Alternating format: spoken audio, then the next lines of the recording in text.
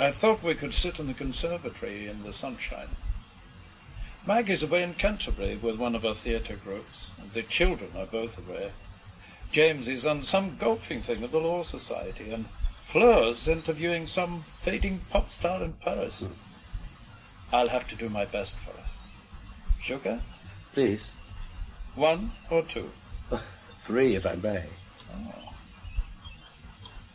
I'm sorry to have dragged you down here, but I thought when you said you wanted to talk to me that it might be better if we talked away from the office, and London in general. I'm glad you did. It's much pleasanter to talk down here, and I think you could help me.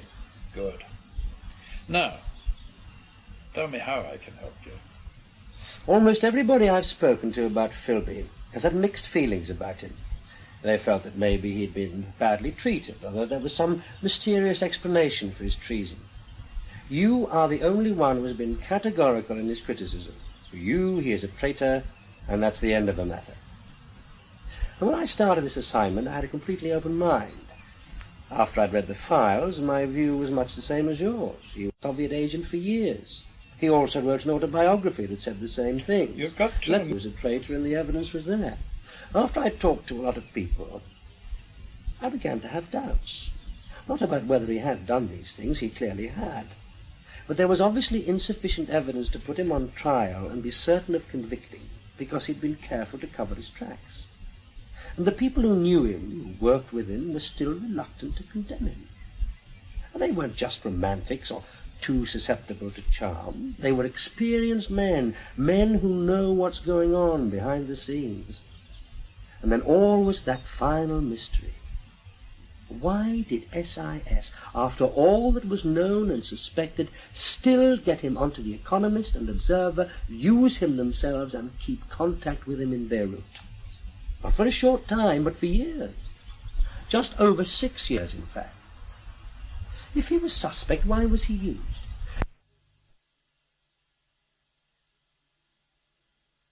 And I found only one person whose cast I... That he was a KGB officer right from the start. He answered it, Johnny. He did those things, and that's enough for me. And as you say, he's a self-confessed traitor, boasting that he was a KGB officer right from the start. Mr. McNay, I'm sorry to have to say this, but I don't believe you. You don't have to agree with me. I didn't say I don't agree with you. I said I don't believe you. What does that mean? It means I think you're not telling me the truth. That's your privilege. Why did you send Anders to Hong Kong? There was work for him to do there. Why didn't you inform me about the message on my Lord's pad? I understand that you already had the details. Not true, Mr. McNay. You didn't know that until Anders told you that he'd translated the same message for me. Well, you had the information, and that's all that matters. Do you remember the message, Mr. McNay? The gist of it, not the exact words. Oh, I've got it here. No possible doubt we came second to Harp. Stop. At least 2 years late. Stop. What was it all about? I've no idea. What does Harp mean? This sounds a bit like an interrogation rather than a chat. You know what Harp means, McNay. What makes you think that? Because I know what Harp means. So I know that you know. Ah. Are you claiming to be psychic too? No. But when Anders wrote out the translation for you, you put Harp into capitals. That's why I know you know. What's the significance? Because Harp is Philby. They're his initials. Harold Adrian Russell Philby. I'm not going to be able to assist you any further. You recruited Philby, didn't you? Let's walk down to the beach, Johnny. Okay, if that's what you want.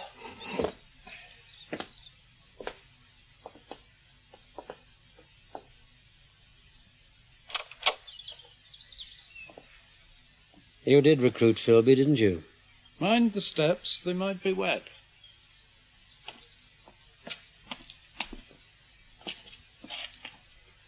Philby. If you read his P-file carefully, you'll find that it was Guy Burgess who recommended Philby to Section D. Burgess was already in Section D. I'm not talking about that recruitment. Oh, if you want to go further back than that, I imagine you would have to go back to my lord. No, I'd go back 2 years before, my lord, to when you recruited him and planned the rest of the scenario. If that was the case, then why have we been wasting our time in my lord all these years? Were we all wrong, including you? No, my lord only looked him over for the Soviets after he got a tip-off from the communists in Vienna. So? And you had recruited him for us 2 years before that. You wanted him to penetrate the Soviet intelligence service. You put him out as bait, and the Soviets took it. Let's sit on the breakwater. We can watch the tide coming in. Please, don't let us go on playing games, Mr. McNay. How can I help you? Tell me what happened right from the start.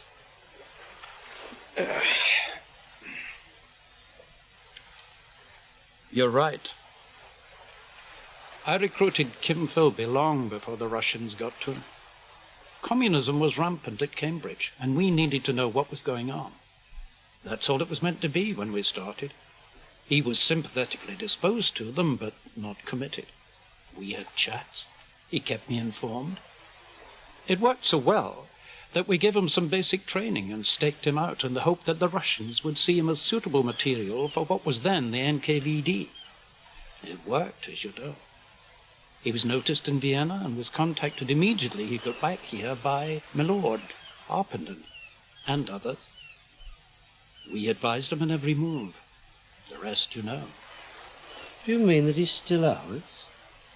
I've no idea. Neither has anybody else. That's the problem. We put him into the Soviet network deliberately. Some of what he passed to them was on our instructions. A lot of it wasn't. He undoubtedly gave away vital secrets, but he gave us information about them, too.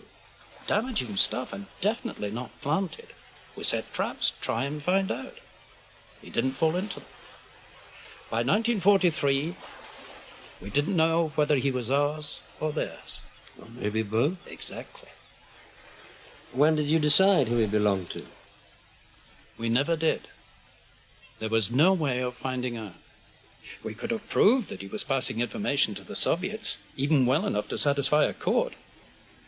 But that was what he was there for. We had trained him to do it. We supplied the information. That would have been his defense, and it would have been a perfectly good one. What he did beyond that, we couldn't prove. Still can't. As you know, we sent out Walker to Beirut to see if we could nail him one way or another. It was the same old scenario. He was working for us, on minor things only.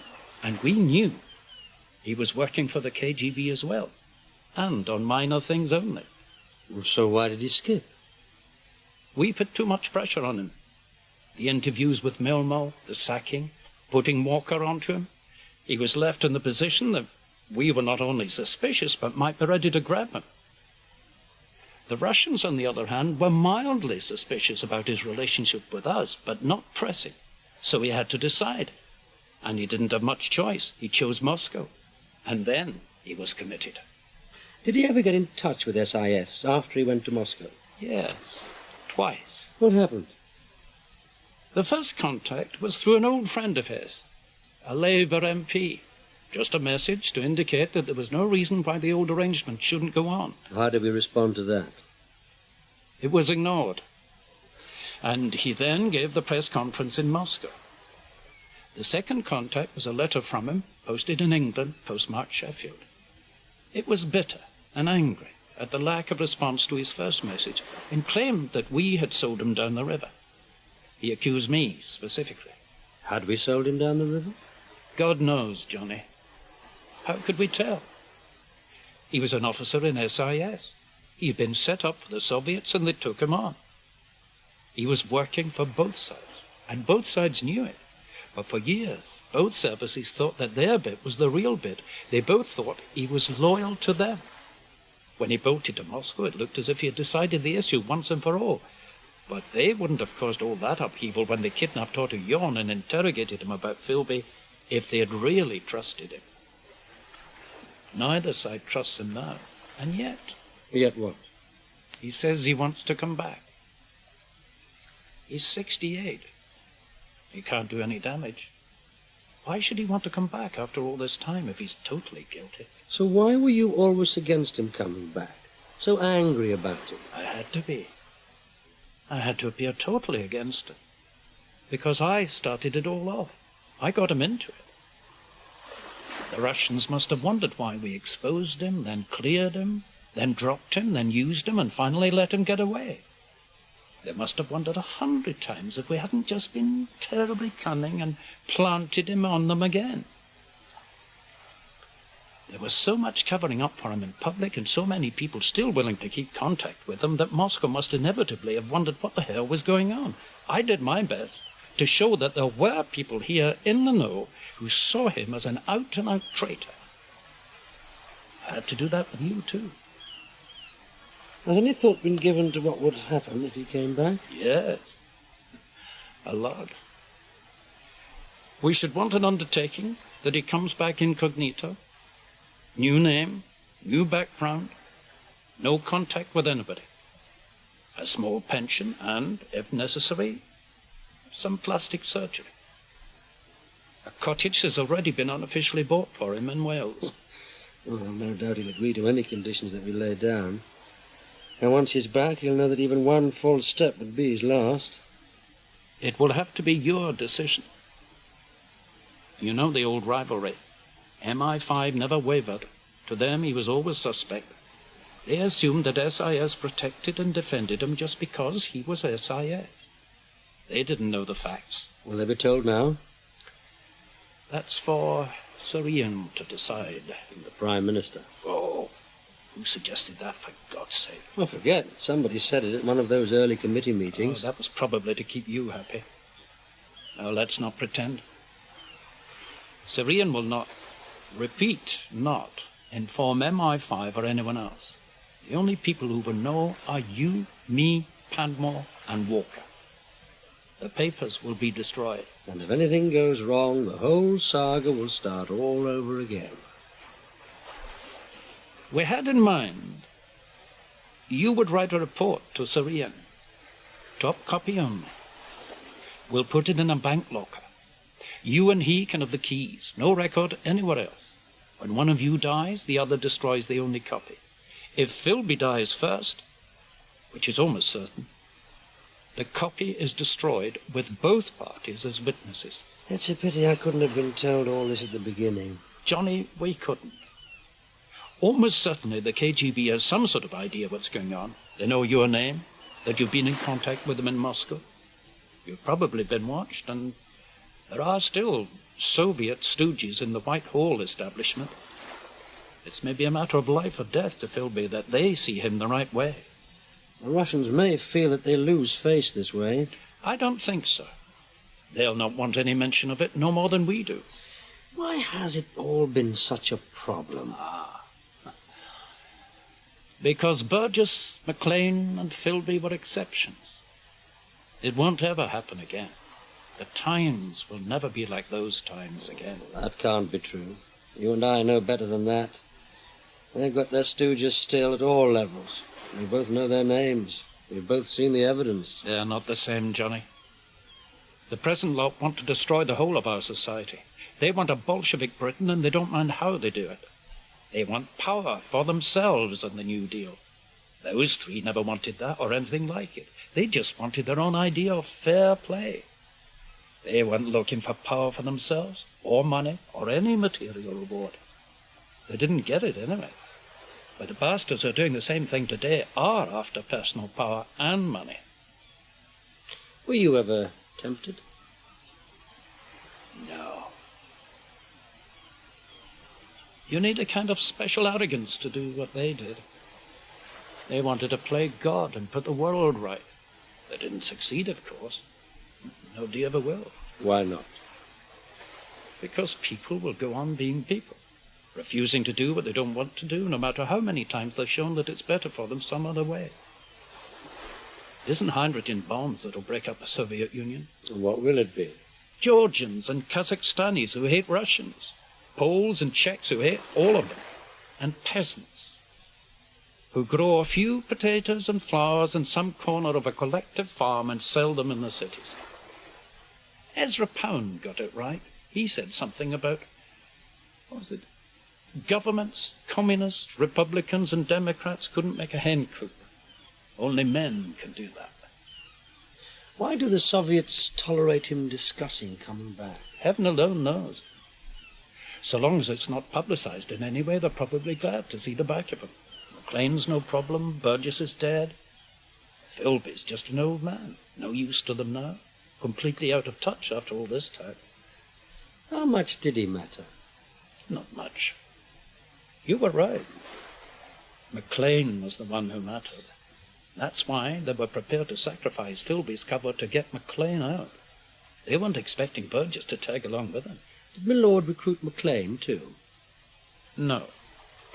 That was someone else. Who? Keep out of it, Johnny. Leave it alone. Somebody still alive? Very much so. Why don't we pull him in? No proof. Same as my lord. Or why don't we knock him off? Because the good Lord's doing the job for us. He's dying of cancer. Let's go back to the house. Sun's going in.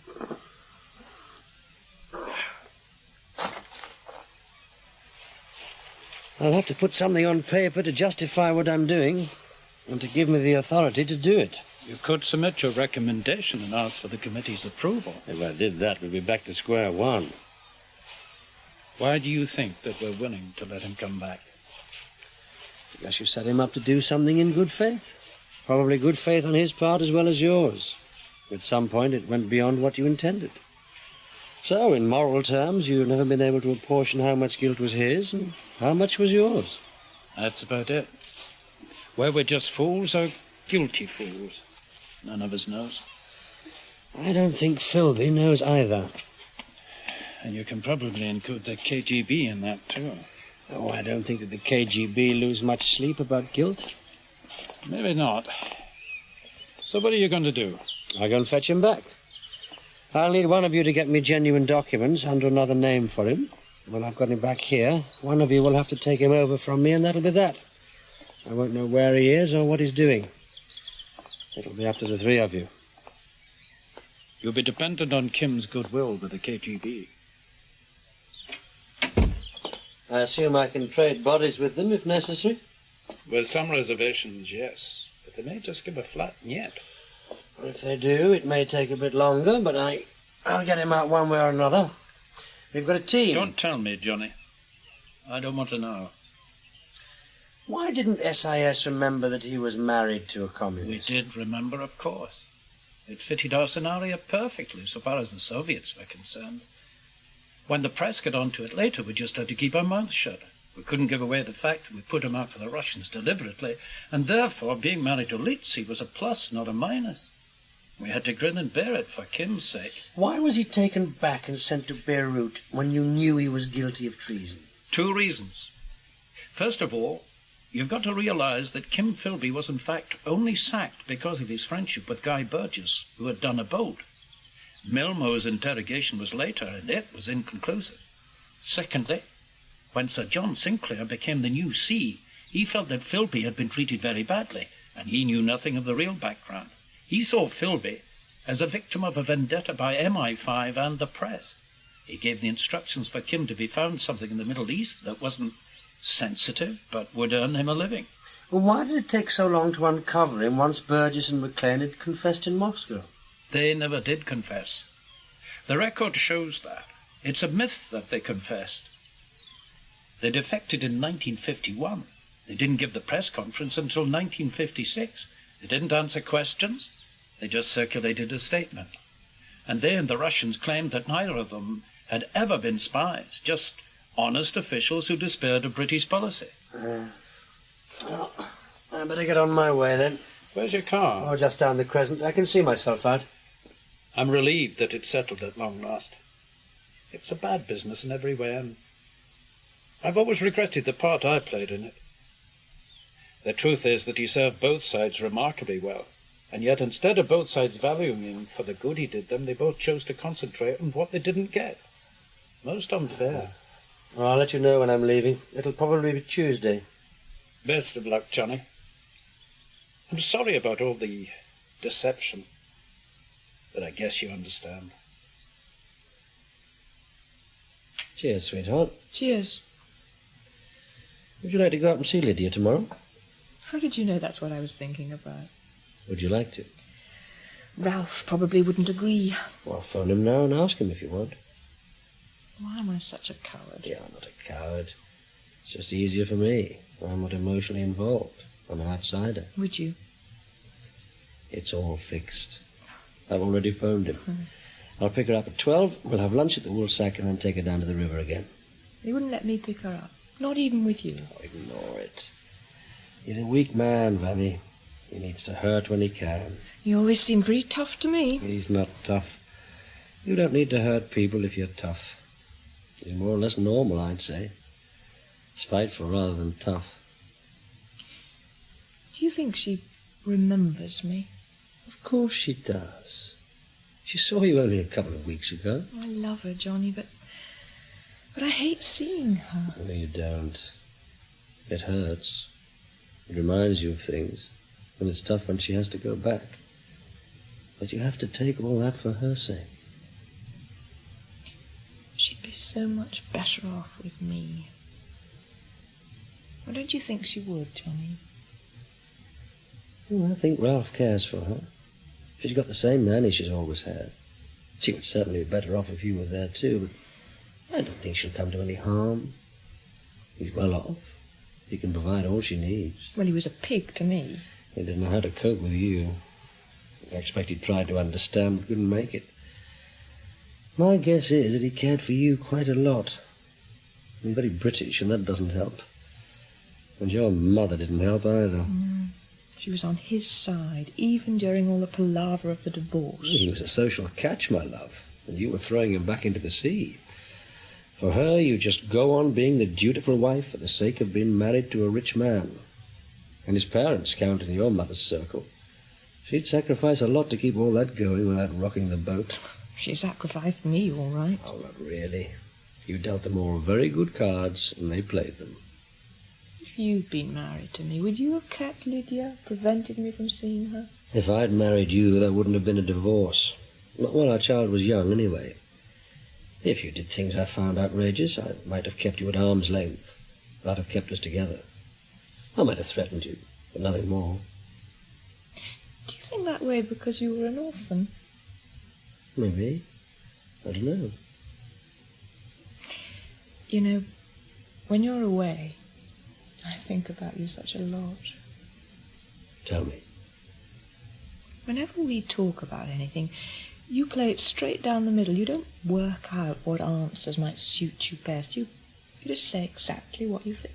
You don't grind an axe. Well, it wouldn't be much use to you if we played games. But everybody does. They don't. I don't. You don't tell me the truth about your job. Tell me more. Well, you aren't the kind of man who carries bags or does a humble job, so why not tell me? I had to sign a piece of paper that I wouldn't talk about it.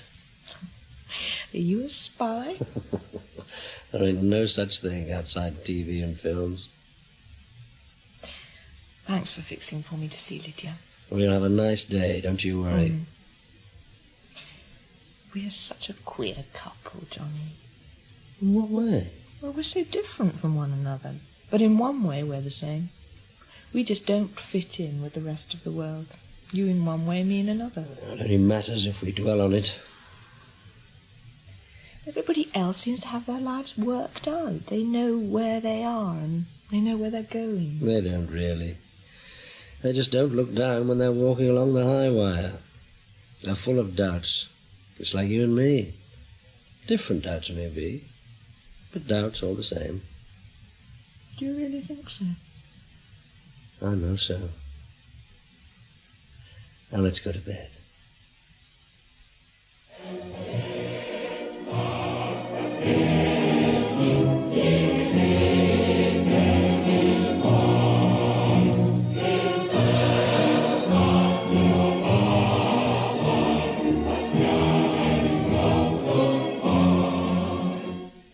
That was episode 7 of The Other Side of Silence by Ted Allbeury. John Powell was played by James Bolam, James McNay by Fulton Mackay, and Vanessa by Lucinda Curtis. Direction was by Christopher Venning.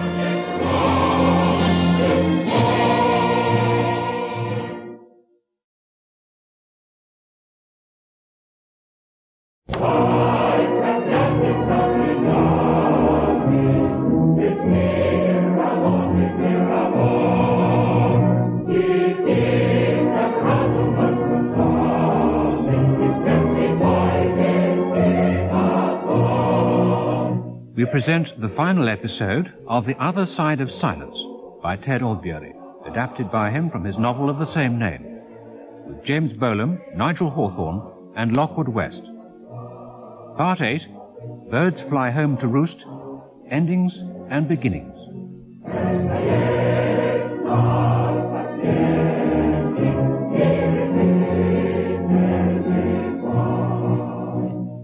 While I was packing my bag, my mind went back to almost the last chat I'd had with Kim Philby. We'd been talking about Volkov.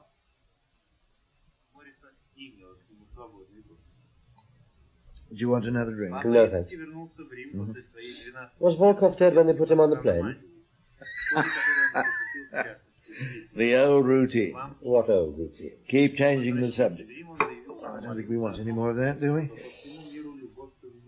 Get the suspect on the run. Get him confused.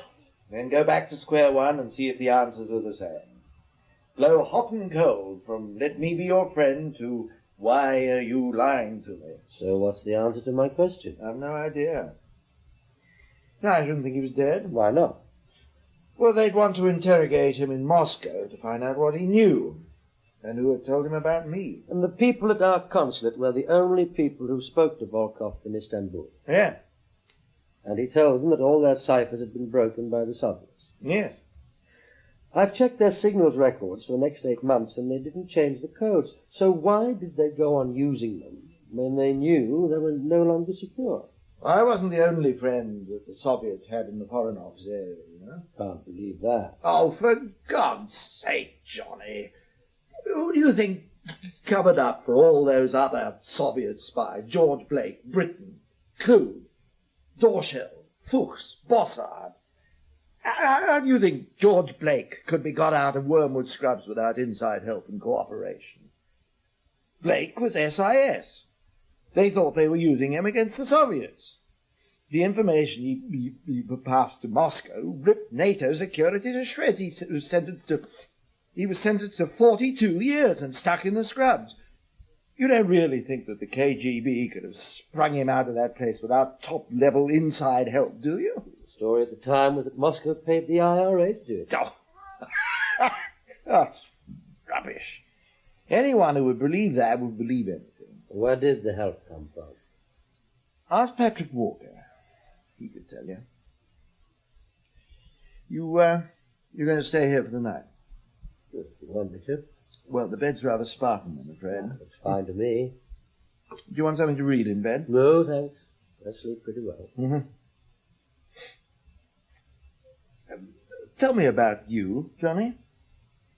What do you want to know? Well, your background. Your home, your parents. I was an orphan. What happened? Nothing. Were your parents killed or what?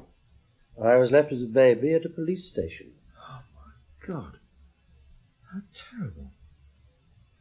How sad. Who brought you up? An orphanage. Are you married?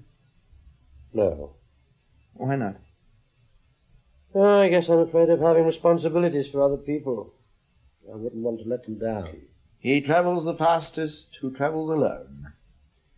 Was that Robert Louis Stevenson? No, it was Rudyard Kipling. Oh.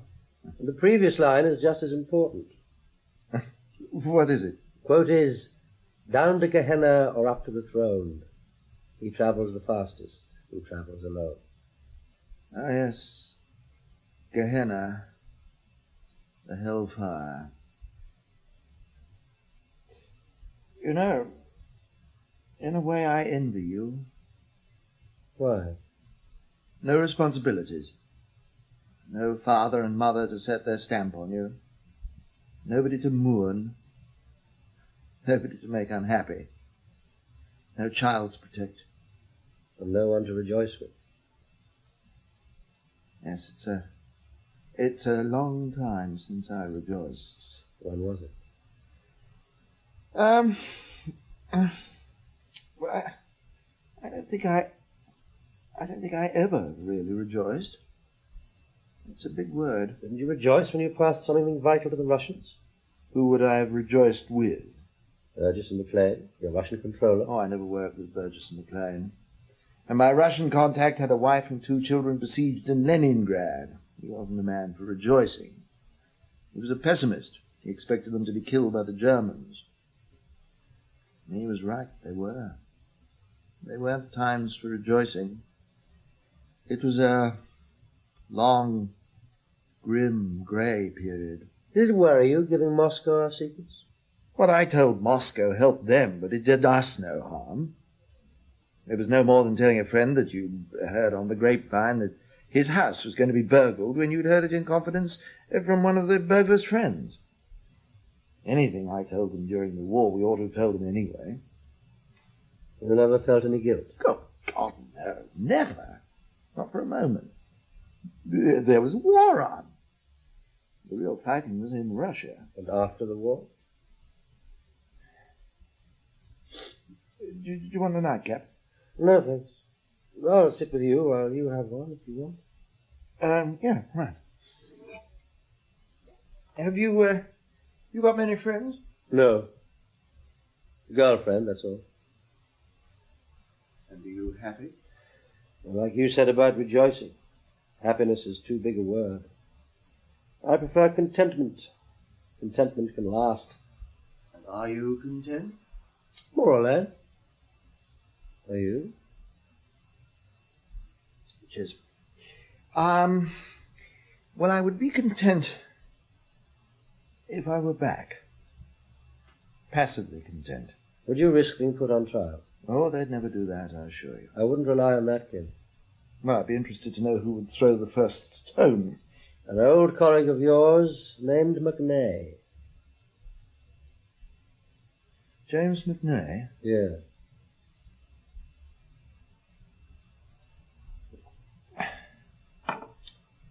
I'll see you in the morning. Sleep well.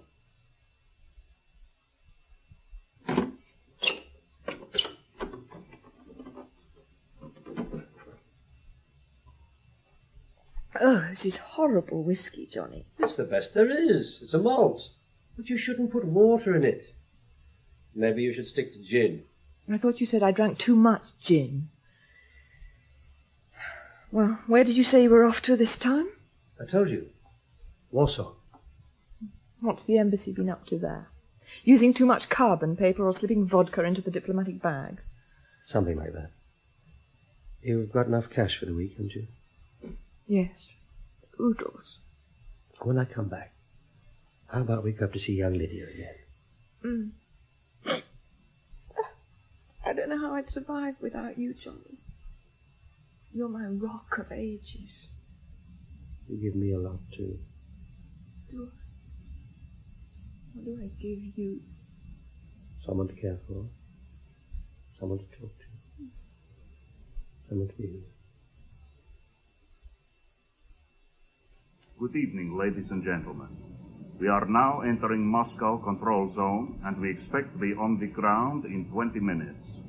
The ground temperature in Moscow is 12 degrees Celsius with overcast skies. Thank you. I wondered what Philby's reaction would be when I told him he could come back. And I wondered what sort of problems we should have with the Soviet bureaucracy. They must have known what had been going on, and they hadn't interfered so far. Our embassy had been warned, and I'd got the names of 4 people we'd be prepared to trade if that was what they wanted. Ожидаемый вами человек здесь. Да. Да, я приведу его в бюро. Да, товарищ майор. Я могу все сделать, пока вас нету. Спасибо. Ничего. You come with me, yes? Yes?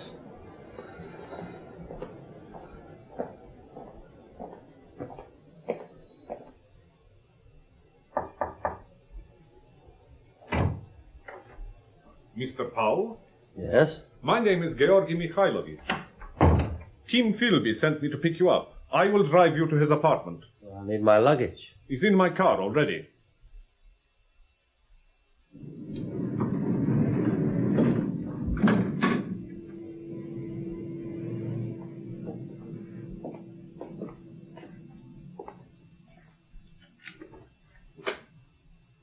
Please, go in. Let me take your bag. Thank you. Please, make yourself comfortable. Now, let's have a little talk while we're waiting. What message did you bring for our friend? I don't bring any message.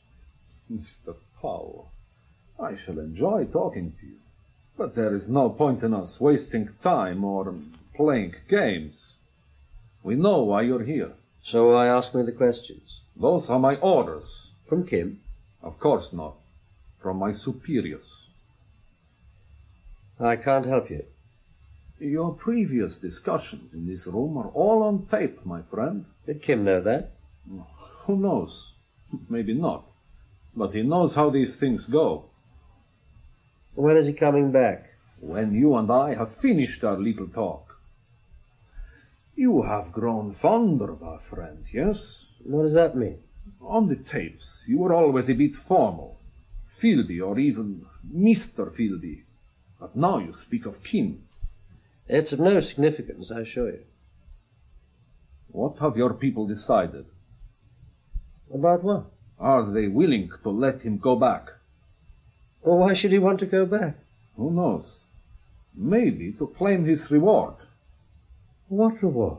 The reward for all his good work. The record says that his good work was for you people. You know better than that, my friend. He was an officer of SIS. That was his job, but it was a cover for working for you. He was also an officer of the KGB. He committed treason for you. No, never. Maybe he helped us, but he did nothing to damage your interests. Not true. So tell me, give me one example, just one. When Otto Jon saw him in Lisbon, he didn't report the offer. It could have shortened the war. Do you know how many Russians were killed in the war? No, but I know it was a lot. 20 million. Put the populations of London, Birmingham, Manchester, and Glasgow together, and then imagine them dead. All of them. Men, women, and children. You and the Americans would have left us fighting alone. You would have done a deal with the Germans. That was highly unlikely. In any case, that was for others to decide, not Philby. True. But it should have been decided by those others who are doing the actual fighting. Us. There were more people killed in the following 9 months than in the whole war before that. Those deaths could probably have been avoided. In your war, maybe. In the real war, no. More Russians were killed than all the American and British forces who were ever called up for any kind of service. But the treason wasn't just confined to wartime. So we had the bomb a little earlier. We would have had it anyway. You spied on us, we spied on you. We still do. Both of us. But you call yours traitors too. Traitors to mankind. You don't believe that, Georgi Mikhailovich. No more than I do. When you get your hands on the defectors, you kill them. Or you get the Czechs or Bulgarians to do your dirty work for you. You go too far, my friend. So let's wait until Philby comes. You know I am KGB Major. No, but I assumed you were KGB. Maybe you know me better from your files as Malik. Georgi Malik. You know that name, Mr. Powell? Yes. Are you willing to talk now? No. We wish to know about Philby. What? Is he yours or ours? Maybe we'd like to know, too. Why did you leave him in Beirut for so many years if he was a traitor? Why did you leave him there? He was working for you as well. We wanted to find out, to decide. You must have decided, or you wouldn't have let him go to Moscow. We never decided. Your people made us take him. You pressured him. How? You kept contact with him. You played cat and mouse. He was not important to us, but you made him important. In what way? You knew by then what he'd done, but you left him free. Because we couldn't prove it. Why should you prove it? You could have had him killed. So could you.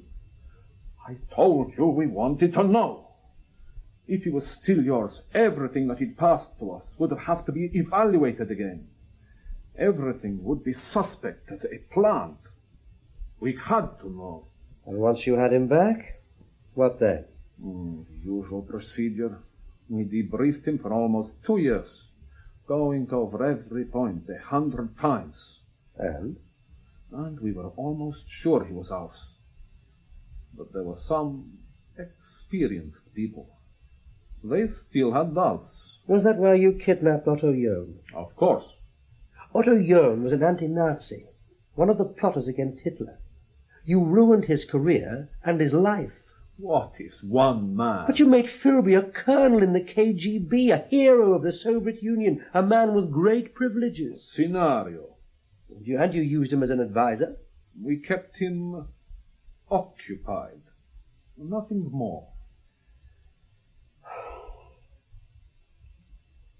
Why do you think he wants to go back to England?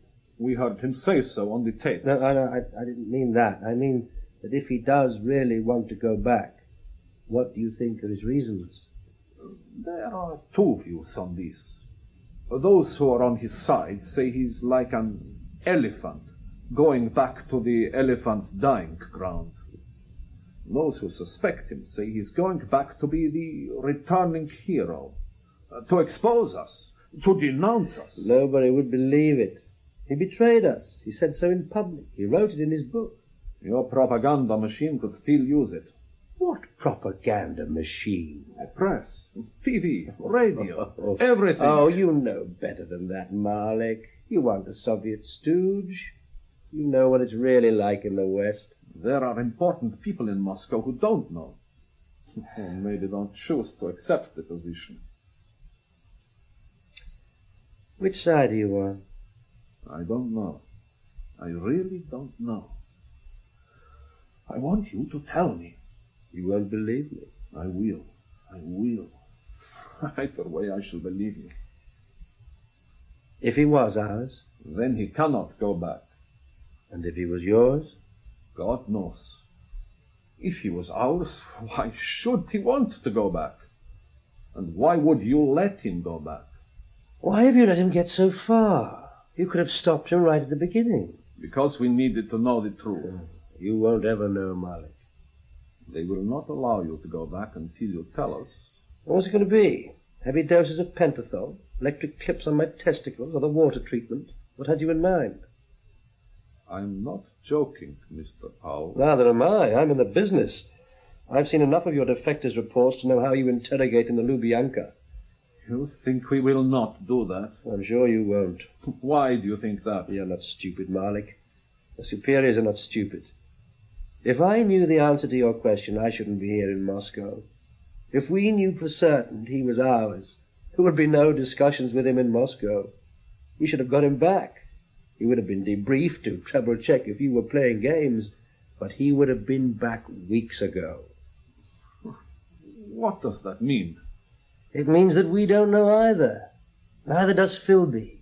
You can put him in the Lubyanka and give him the treatment. He won't be able to answer you because he doesn't know.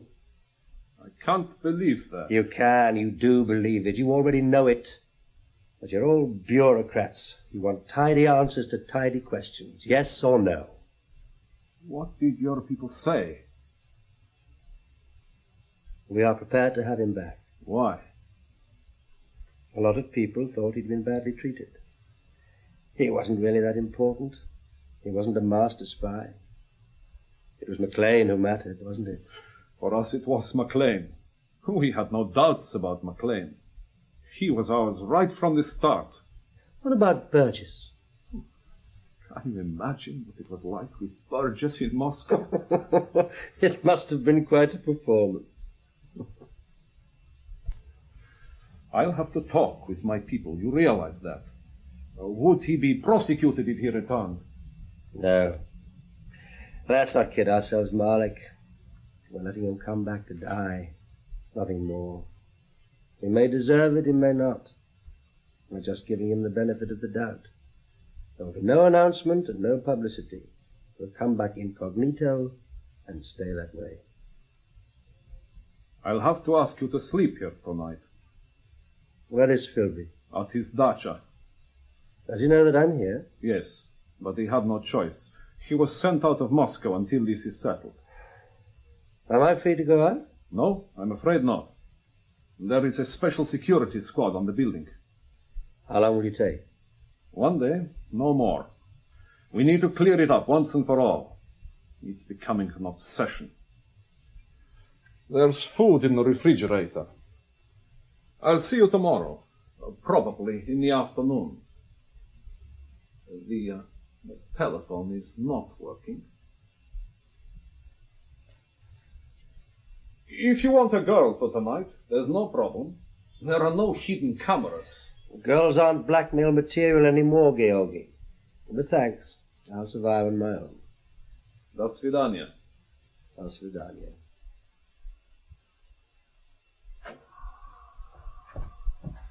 Mr. Powell! Huh? Mr. Powell! What is it? Pack your bag, Mr. Powell, and I take you to the airport. Oh, what's going on, Malik? What's the hurry? I cannot discuss. Just get dressed, please. Quickly.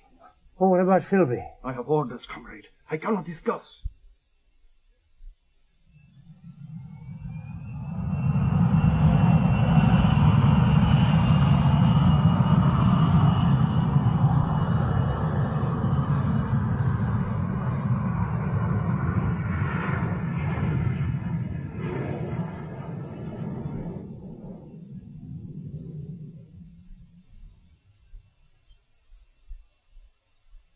On my way home, I'd bought an evening news, and all I wanted was some peace and quiet to sort out what to do. Getting him out now would be a major operation. With anyone else, we could probably have still done an exchange, but not with this setup. We had 2 or 3 variations of basic plans for lifting somebody out of the Soviet Union, and any one of them would take months to organize. I wondered who to phone first, Padmore or McNay. There was a letter on the table and a small packet. It was from Vanessa. Dearest Johnny, when I had done something stupid and was beating round the bush to tell you, you used to interrupt me and smile and say, "Get to the part where you've sold the grand piano." So that's what I'm doing now. I've gone back to Ralph to try and make a go of it again. I've seen him a couple of times with Lydia, and we talked about it. I think we both learned some of the lessons. I know you'll understand if I say I am happy. To have a home, a family again, and to see Lydia every day is so wonderful I can't really believe it yet. Ralph said you'd understand. He seems to have taken a shine to you. He's ordered a special rod for you from Hardy's. You should get it in about 2 weeks' time. I think this is the only letter I've ever written to you. And what I've written isn't really what I want to say. And what I want to say I don't know how to write. I suppose I shouldn't say any more that I love you. But I do. I think of you when I'm with Lydia. It feels somehow right what I've done, but despite that I know it's not fair. You cared for me when I was down and out, and somehow I wish it was okay for you to live with us. But I know that's not possible and silly. But I do think it. Please understand, dear Johnny. And thanks for all you've done for me, Van.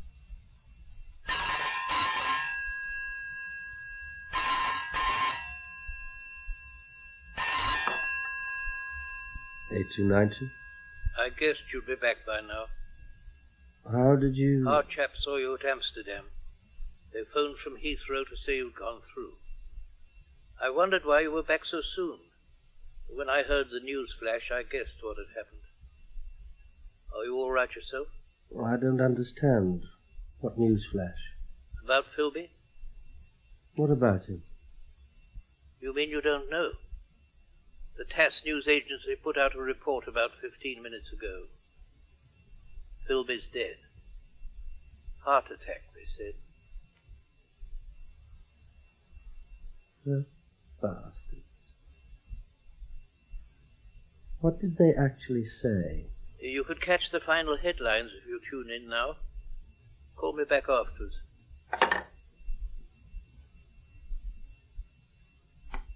Against apartheid in South Africa. And now the headlines again. According to the Soviet news agency TASS, the defector Kim Philby has died from a heart attack at his home in Moscow. He had apparently been in ill health for some months. He is to be given a state funeral. Many thousands of unemployed workers protesting against the closure of the steelworks in Corby started.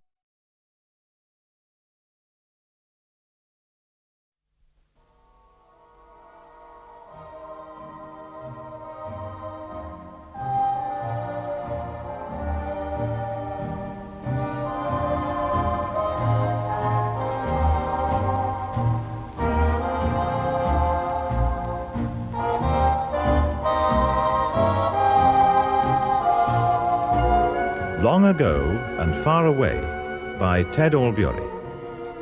With David McAllister as Johnny, Kate Binchy as Anne-Marie, and Michael N. Harper as Patrice. Long Ago and Far Away.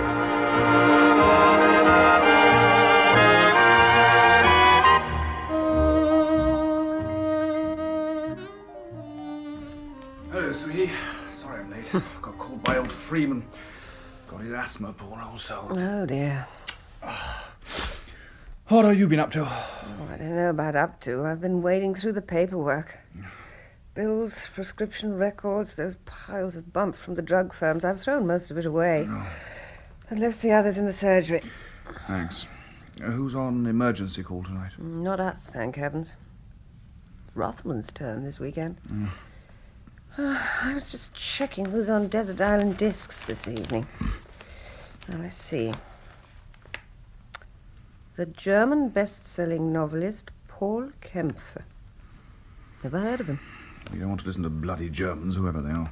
Oh, Johnny. Now, don't get worked up again. It was all a long, long time ago.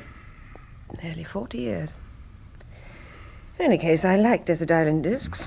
Fair enough. You listen to it, my girl. I'll have a bath while it's on. I know it was all horrible in the end, Johnny, but before that, it had its good points. We were a gang, we had a purpose, and we belonged together. It wasn't all bad. I suppose not. Do you remember when they introduced us and told you I was going to be your radio operator? Oh, your face. And then you went all fatherly. It was rather nice, really. What were you? 21? Oh, 22. 1 year older than you. I remember when Carter came up to France to pick me up. I was surprised he'd come himself. I should have guessed then there was something brewing.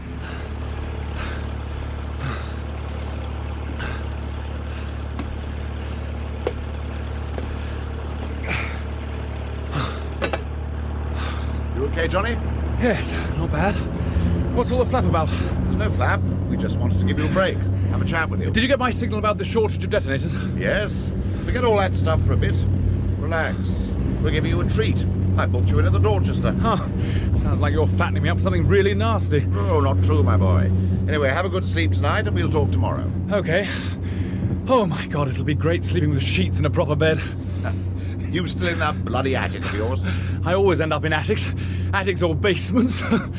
What's the food situation like in Paris now? Oh, terrible. The Germans take everything there is. You couldn't survive on the rations. We do all right because we've got black market connections. Where are we landing? Tangmere. There's not a Luftwaffe raid on. Oh.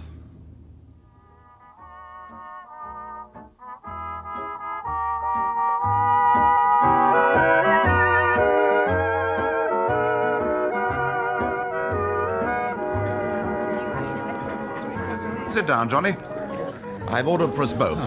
Saves time. Scotch broth, cold salmon, and a plate of eclairs. You've got a long memory, George. How are things with the network, apart from what you've sent us over the radio? We have our ups and downs. It's not easy in Paris at the moment. The Germans are very tense, thoughts of invasion. Food really scarce, and the resistance networks are prime targets. How's Michel shaping up? He's a first-class chap. Real rock of a man. I'm very lucky to have him. Could he lead a network, do you think? He could. But I don't think he'd want to leave my lot unless we got broken up. We're pulling you out of your network, Johnny. Why the hell should you do that? We've got a problem. A network that's falling to pieces. The Germans have picked up 4 of them, including the radio operator, in 6 weeks. We want you to take them over and pull them together. But why me? What about my chaps? Michel can take your network over. We need an experienced leader for this dud network. I'm afraid it's going to be you. Do I have any say in all this? No, it's an order. When do I have to take over? You'll need briefing, and we've got a replacement radio operator for you. A few days leave, say 10 days in all, depending on the next moon. We'll have to drop you both. The Lysanders are all booked up weeks ahead. Where is this network? In the Dordogne, near Brantôme. Who's going to be my radio operator? Her name's Anne-Marie Junot. Both parents French. Bilingual. And she's done extremely well on the training course as well as the radio course. Do I have any choice? 2 Scotch broths. Shall I pour the wine for you now, sir? Please.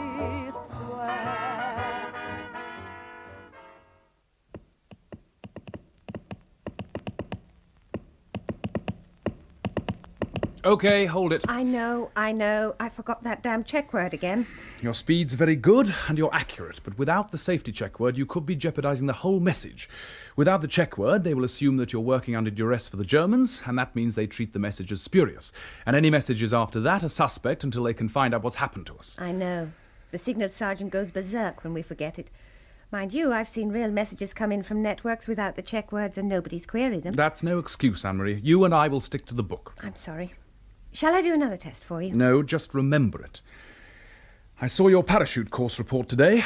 How do you feel about a refresher? Oh, God, is it really necessary? I'll jump when the time comes, I promise. They're all perfectionists at the training school. What difference does it make so long as I jump? You were only rated with 1 jump as satisfactory out of 6, including the static balloon jump. Nobody's going to be watching my jump when it's for real. And that's not the point, sweetie. So what is the point? When you girls do your training jumps, the instructor always uses that well-worn army instructor's joke. He says, "Remember what your mother told you?" The girl says, "What was that?" And he says, "Remember to keep your legs closed." It's been said hundreds of times and is not very funny, even the first time, especially 5,000 feet up in the air, but it's intended to make you remember. If you land as you've been doing, you can easily break an ankle or even worse, a hip. If you do it on the training course, they just ship you off to hospital. If you do it on an operational drop, there ain't no hospital and there ain't no doctor. And that puts the whole network in danger, trying to get you patched up. I'd better jump again then, until it's right. I'll go up to Ringway and jump with you. Do me 2 good jumps, and that's enough. Okay. Who's going to jump first, sir? You or the girl? I'll go first. You'll be on the static line. Okay. You check the girl's line carefully before she goes. I check everybody's line carefully, sir. Yours included. Can you get in place now, sir?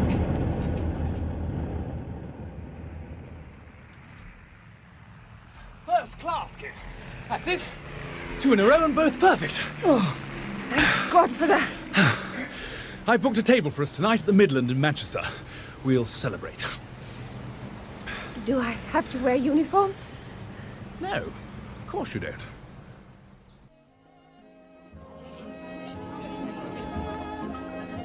You're a liar, Johnny Parsons. You dance very nicely. Result of a misspent youth. I thought I'd forgotten. What did you do before you joined up? 2nd-year medical student at Edinburgh. Why didn't you stay on? I didn't join up until Paris fell. My mother was French. She died 2 years ago. I was very fond of her. She loved my father, but I think she was always homesick for France. She may be more French than the French in some ways. I couldn't bear to think of the Germans in Paris, so here I am. What about you? Both my parents were French, but I was brought up in London. My father was a diplomat at our embassy. I joined up as soon as I was old enough. Where's your father now? I don't know. They were both on leave in Paris when the Germans walked in. I've not had any news of them since. My mother's Jewish, so... Are you worried about going to France? A bit scared. Where shall we be? I'll tell you the day before we go.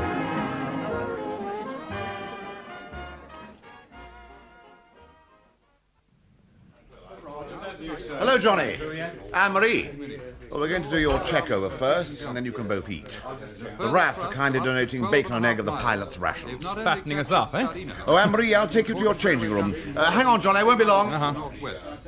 They've also taken 150 other places, many of them beyond Starino, and one... Now then. How was she? Oh, a bit wobbly, but Our Lady knows how to calm them down. So let's get you on the conveyor belt.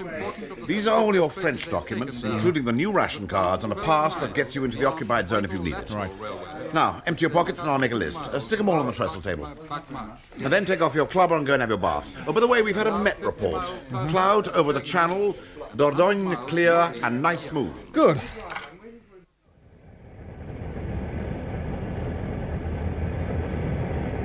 How much longer? I guess we're just crossing the coast. That's why we're bumping about a bit. God, I'm so scared, Johnny. Give me your hand. Everybody gets scared at this stage, sweetie. It'll go when we're down below. Are you scared? Well, maybe not scared, but I'm wound up a bit. Anyway, I've done it all before. We'll be with other people when we've landed. Take deep breaths. It suddenly seems crazy. It's bad enough making a parachute drop, but to then go on and make a nuisance of ourselves to the German army, that really is ridiculous. Keep on thinking that way. Agents who feel like you do are generally the best in any network. It's the ones who talk about knocking the Germans for 6 who are the problem.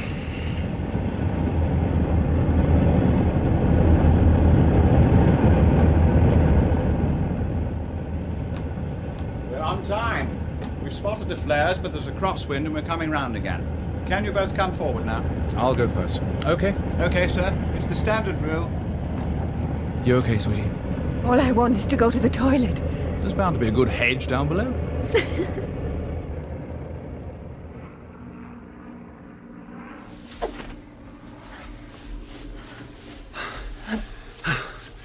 Okay, sweetie. Pull it down. No, down. It's catching the wind. That's it. Get your harness off. Captain Parsons? Yes, are you Patrice? Yes. We've got a car. Good. The doctor's come with us. He's got a curfew permit. Make for the hedge. Anne-Marie. Oh, yes, Johnny. Leave the chute. The others will pick it up. Hold my hand. Oh, hell, this feels like a bog. Come on.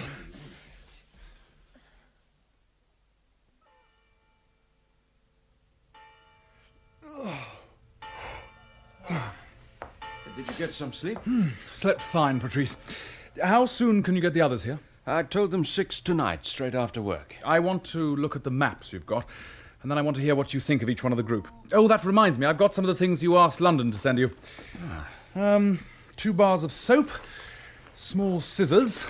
The medical things are coming in a full-scale drop. Leather soles, size 9.5 and 10, and a gramophone record you wanted. Oh, good. Josephine Baker singing Je deux amours. I gather you've already worn out one. 4 pairs of woolen gloves, small bottle of brandy, and £20 in half sovereigns. Excellent. Now, you and I had better have a word about the changeover while we're alone. Have you told the others? Yes. And there's no problem with them or with me. Are you sure? It's not a criticism of you, you know. It's just that I've been at it longer, and sometimes a fresh face helps. There's no problem, I assure you. Good. I had a look at your file in London. There's not much in it. You were recruited in Angoulême by Captain Lammers, is that right? Yes, about a year ago. Why didn't he send you to London for training? I don't know. There were half a dozen of us recruited at the same time. The captain gave us some instruction, and an experienced radio man. I suppose it was all done in a bit of a hurry. Maybe you should have some training. I'll think about it. Now, tell me something about the other.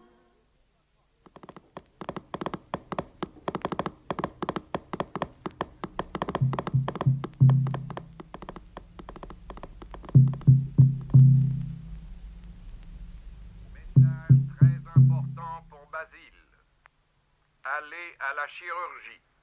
Nous disons la chirurgie ce soir, où nous déposerons vos bagages ce soir.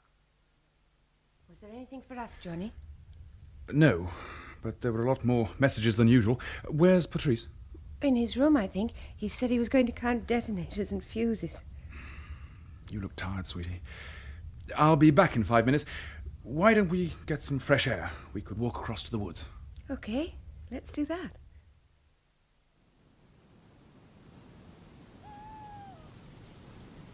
Did you find Patrice?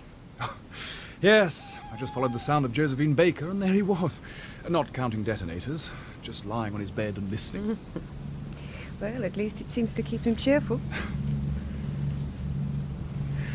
It's hard to believe sometimes that there's a real war going on, when it's only us making a damn nuisance of ourselves around here. Well, you've settled in okay. London seem happy with what we've been doing. The group were used to you now.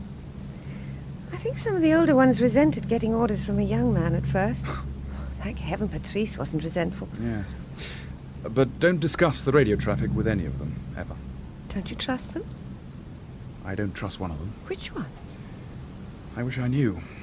But now we've been operating a few months, I'm sure that the Gestapo didn't pick up those four without getting a tip-off. Do you mean from someone in the network? I think so. Why do you think that?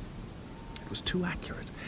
They picked up all the experts. They got the radio operator, the explosives man, and the armourer. That's a bit too accurate for my liking. But if somebody tipped them off, surely they'd have picked up the whole network. They don't always do that. They leave a few people, and then they know where the new network will start forming. The fourth man they picked up was nothing special. He could have been the tip-off, but I don't think so. Probably just a blind to make it all look accidental. But how do you know? The non-expert they picked up has got a wife and 3 kids in Périgueux. They're still there. If he had been the tip-off, the Germans would probably have moved them away as part of the deal. Oh. No, if there was a tip-off, whoever it was is still with us. Have you any idea who it could be? No.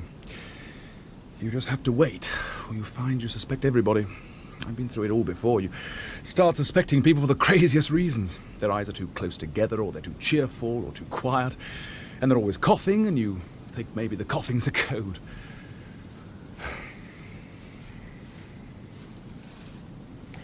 What are you going to do when it's all over, Johnny? Back to medical school, I suppose. What about you? I think I'd like to be a doctor, too.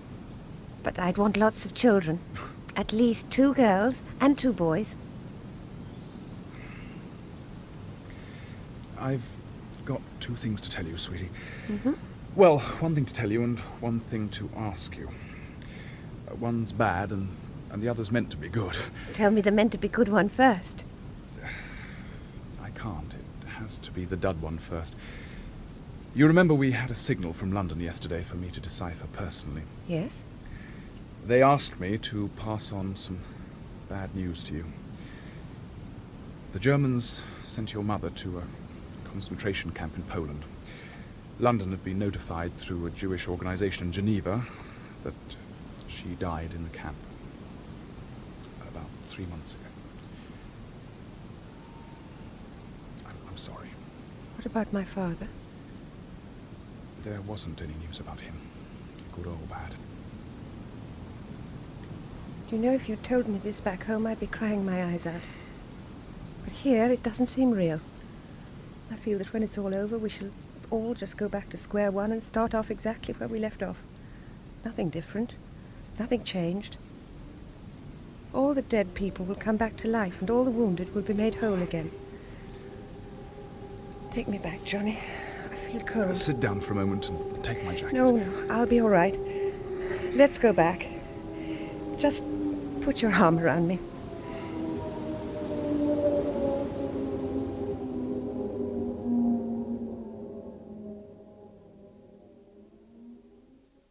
Just one last time. There's the bridge marked by the red arrow. This is the signal box. The signalman can see the bridge from his box. He's yours, René. Right. No violence unless it's really necessary. Jean-Paul, your job is putting the plastique on the track here, where the rails join, okay? Okay. André, you and Pierre and Henri will lay the charges on the bridge itself, right on the chalk marks. Take the leads back to the detonator down by the bank of the river, and you, Patrice, will detonate the bridge charge as soon as the train is derailed. Johnny. I'll be back with Anne-Marie by the gorse bushes I showed you all yesterday. Any queries? Why can't we use pencil time fuses? Because we can't be sure that the train will come through on time. And I want the train as well as the bridge. Is there a German guard on the footplate? So far as we know, yes. And maybe another in the last wagon. Okay? Okay. Johnny? Yes? When we were in the woods that day, you told me about my mother. What was the good thing that you were going to tell me? I was going to tell you I love you. Why didn't you? I thought it was the wrong time. What would you have said? I would have said, I love you too. Look, the train's on the bridge already. What's gone wrong? Why the hell doesn't Pierre come back or René? I told him to set the fuses for 5 minutes.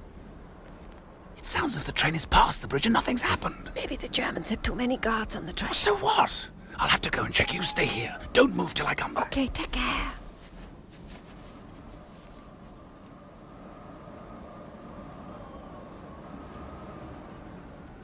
Don't move, Fräulein. And don't make a noise. Look out! You stupid bitch. Take her, Busman. But keep her separate from the other prisoners, especially the Englishman.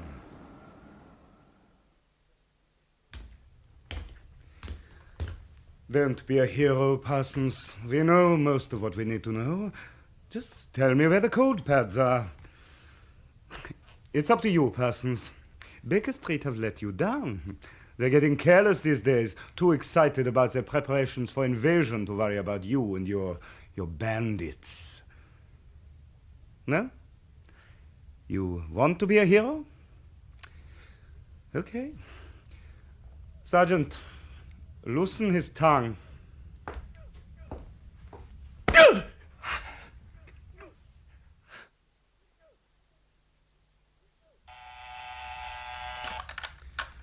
Lutz. For God's sake, Walter, we don't need anything from Parsons now. Send him to one of the camps or just finish him off. Or to hell with the Red Cross. They're not prisoners of war, they're bandits. Yes. Yes, that is official from Berlin 4 months ago. It's up to you. I don't need Parsons or any of them. Fine. Fine. Heil Hitler. When our spearhead entered Belgium, there were actually more dead than living. We found the bodies of 35,000 dead lying about the camp, and among them 30,000 living, just living.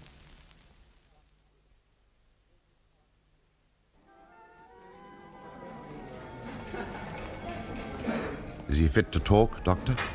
Well, physically, he's as fit as we can make him. It'll be months before he's anywhere near normal mentally.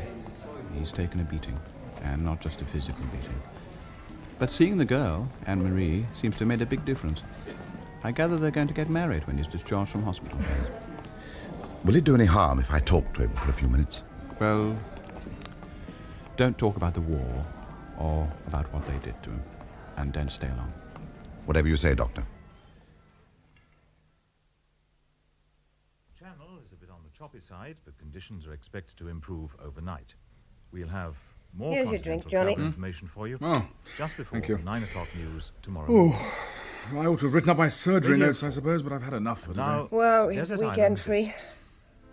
By the way, what did old Rayburn want this morning that he couldn't tell me? He's got a hernia, poor old boy. Oh, not a bad one.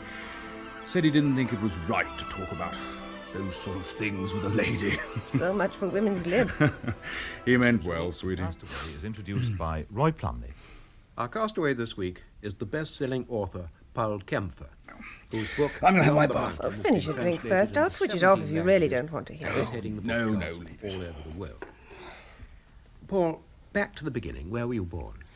I was born in Peine, a small town just outside Hanover. I still live there with my family. Does music mean a lot to you? Do you sing or play an instrument? Yes, music means a lot to me. All kinds of music. I play the piano very badly. My wife plays it beautifully, and my eldest daughter was a professional violinist before she started her own family. Was she? Well, now, your first disc. Well, I like both classical and popular music, so I thought I would choose records that would remind me of my life, bits of nostalgia. Yeah. So the first record I've chosen is a little French song that my mother used to sing. She is French, of course. It's by Chaminade. It's called The Little Silver Ring, and because I'm in London, I've chosen the version by the tenor John McCormick.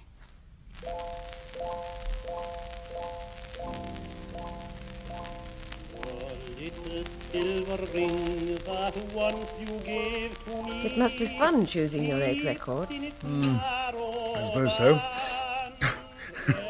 I'm not sure that I even know 8 records, let alone like them. What would you choose?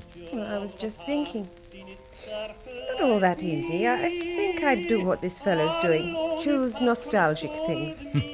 Like what? I'd choose the last time I saw Paris, to remind me of my first outing with you.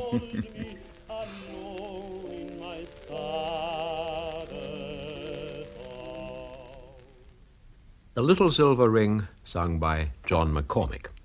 Now, your bestseller has, of course, been translated into English. Did you translate it yourself?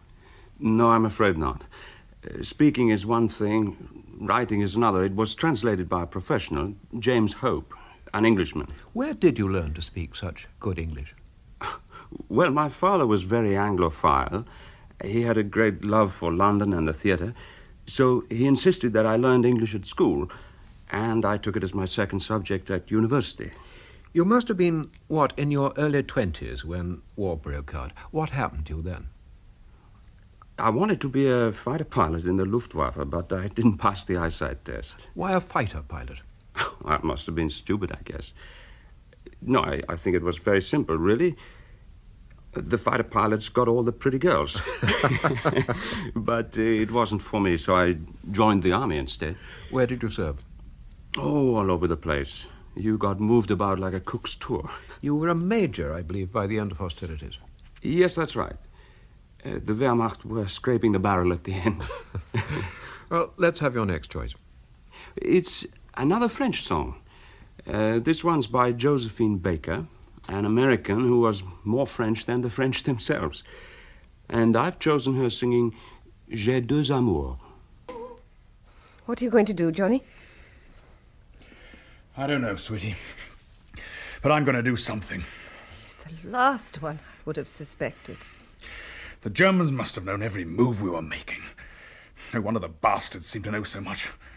They probably had our codes as well. I'm glad it wasn't a Frenchman, after all. But even now... Oh, God, what's the use? But I'd have sworn, even now, that he wasn't a Gestapo or an SD type. We couldn't be mistaken, could we? No. That record, the voice, and the facts all fit. Let's find out where he's staying. Try the BBC. Good idea. Pour me another whiskey and I'll phone them now. Did you get anything? No. Terribly polite, but they don't give addresses. The programme was recorded 2 weeks ago, but they think he's still on a signing tour. The girl said try his publishers, but they won't be there on a Saturday night. We'll leave it till Monday, Johnny. Oh, no way. He'll probably be back home by then. I want to confront the bastard and expose him for what he really was. His publishers won't like that. Oh, to hell with them. You know the best thing. They'll have put him up at a luxury hotel. There aren't all that many. I'll ring round the lot. Johnny. Yes? Don't get upset. No, I won't, sweetie. But by God, I owe it to the others to do something. Okay.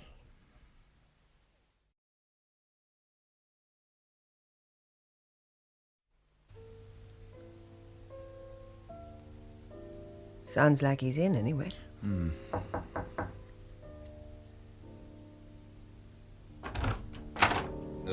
Yes? Good evening, Patrice. It's been a long time. I don't understand. Oh, you do, my friend. You remember me? Johnny Parsons, Golden Arrow Network, Angoulême. And this is Anne-Marie, my wife now. I'm sure you remember her, too. Hello, Patrice. I see. You'd better come in, but I still don't... You still don't understand. Well, maybe we can remind you. Why don't you sit down? Would you like a whiskey? You've changed your tastes as well as your name. It used to be nothing but wine. Or was that to show that you were a real Frenchman, not a traitor? I didn't want to come over here. I had to. My publishers insisted. It was in my contract. Why did you do it? I told you my publishers... Why did you sell us down the river? Why did you do it, for God's sake? I had no choice. Really, I hadn't. I was an officer in the Abwehr. I spoke French fluently, and I was told to penetrate SOE. I wasn't asked. It was an order. You could have refused. You know I couldn't, Johnny. It was an order. What grounds would I have had for refusing? You were our enemies. You had declared war on us, not us on you. It was my duty. How was it you spoke such fluent French? My mother is French. I always spoke both languages. You could have come over to us. You could have told us, and we could have arranged for you to be lifted out to London. But why should I? I was not on your side. I was fighting for my country, not yours.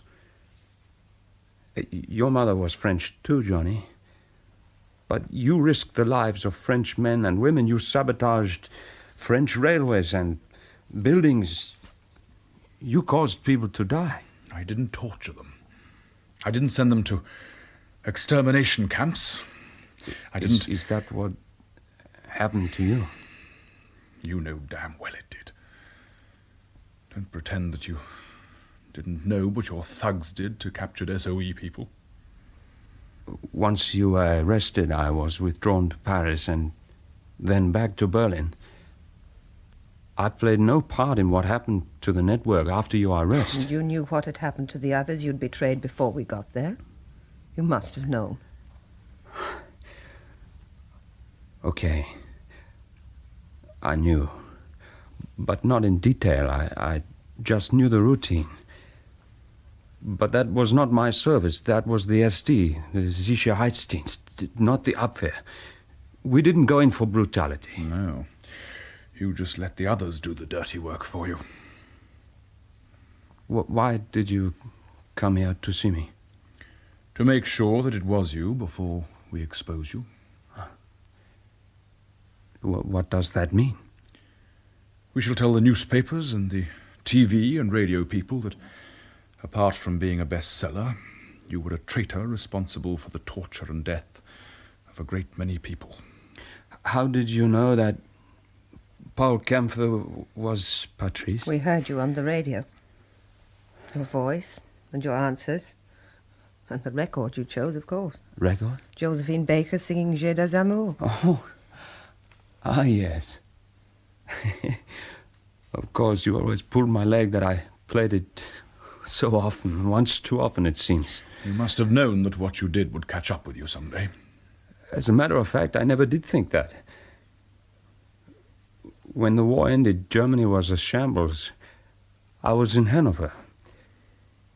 It was just a pile of rubble. I moved to Göttingen, worked as a teacher for several years, met my wife. We married, had children.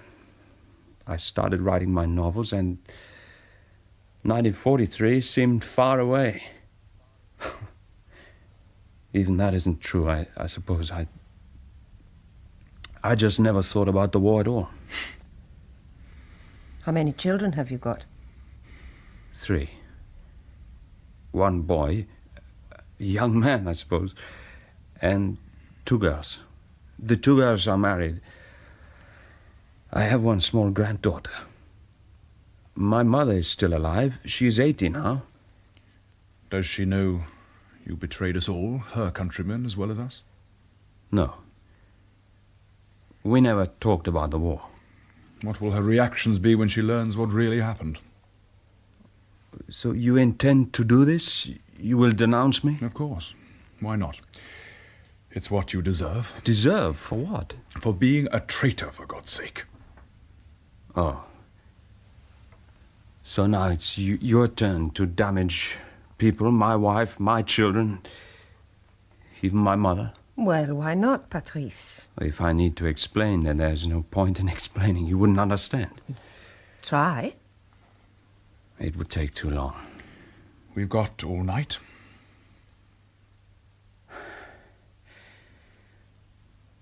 I liked my father very much. With my mother, it was different. I loved her. She seemed a very romantic person. She played the piano and sang, always French songs. And for me, she was France, and all things French. A place where the sun always shone. I even thought sometimes that when I grew up, I would rather be a Frenchman. Live in France. That must sound ridiculous to you both. No, not at all. We both felt much the same way. That's why we both joined SOE. We wanted to help save France from you people. I expect there were many of us who had those thoughts. But when the war started, I was called up, and because of my languages, I was recruited into the Abwehr. They weren't thugs, you know. Most of them weren't even party members. They were much like me. I wanted Germany to win the war. I don't pretend otherwise. Maybe I was naive or maybe stupid, but I don't think I was more than that. I don't think I was evil, as you feel I was. Why did you want Germany to win the war? We had been the underdogs since World War I. The Versailles Treaty demanded more money in reparations from Germany than was possible to pay. More money than there actually was in circulation in the whole world. The unemployed, inflation, 20,000 million marks for a cup of coffee. It was all crazy. We lost the first war and the world said we had to be punished. We weren't just punished. We were humiliated. Until Hitler came to power. Now, we didn't admire Hitler. We couldn't understand such a man. But when it came to war, we supported him. And it doesn't matter if that war kills millions of people, just so long as the Germans had their revenge?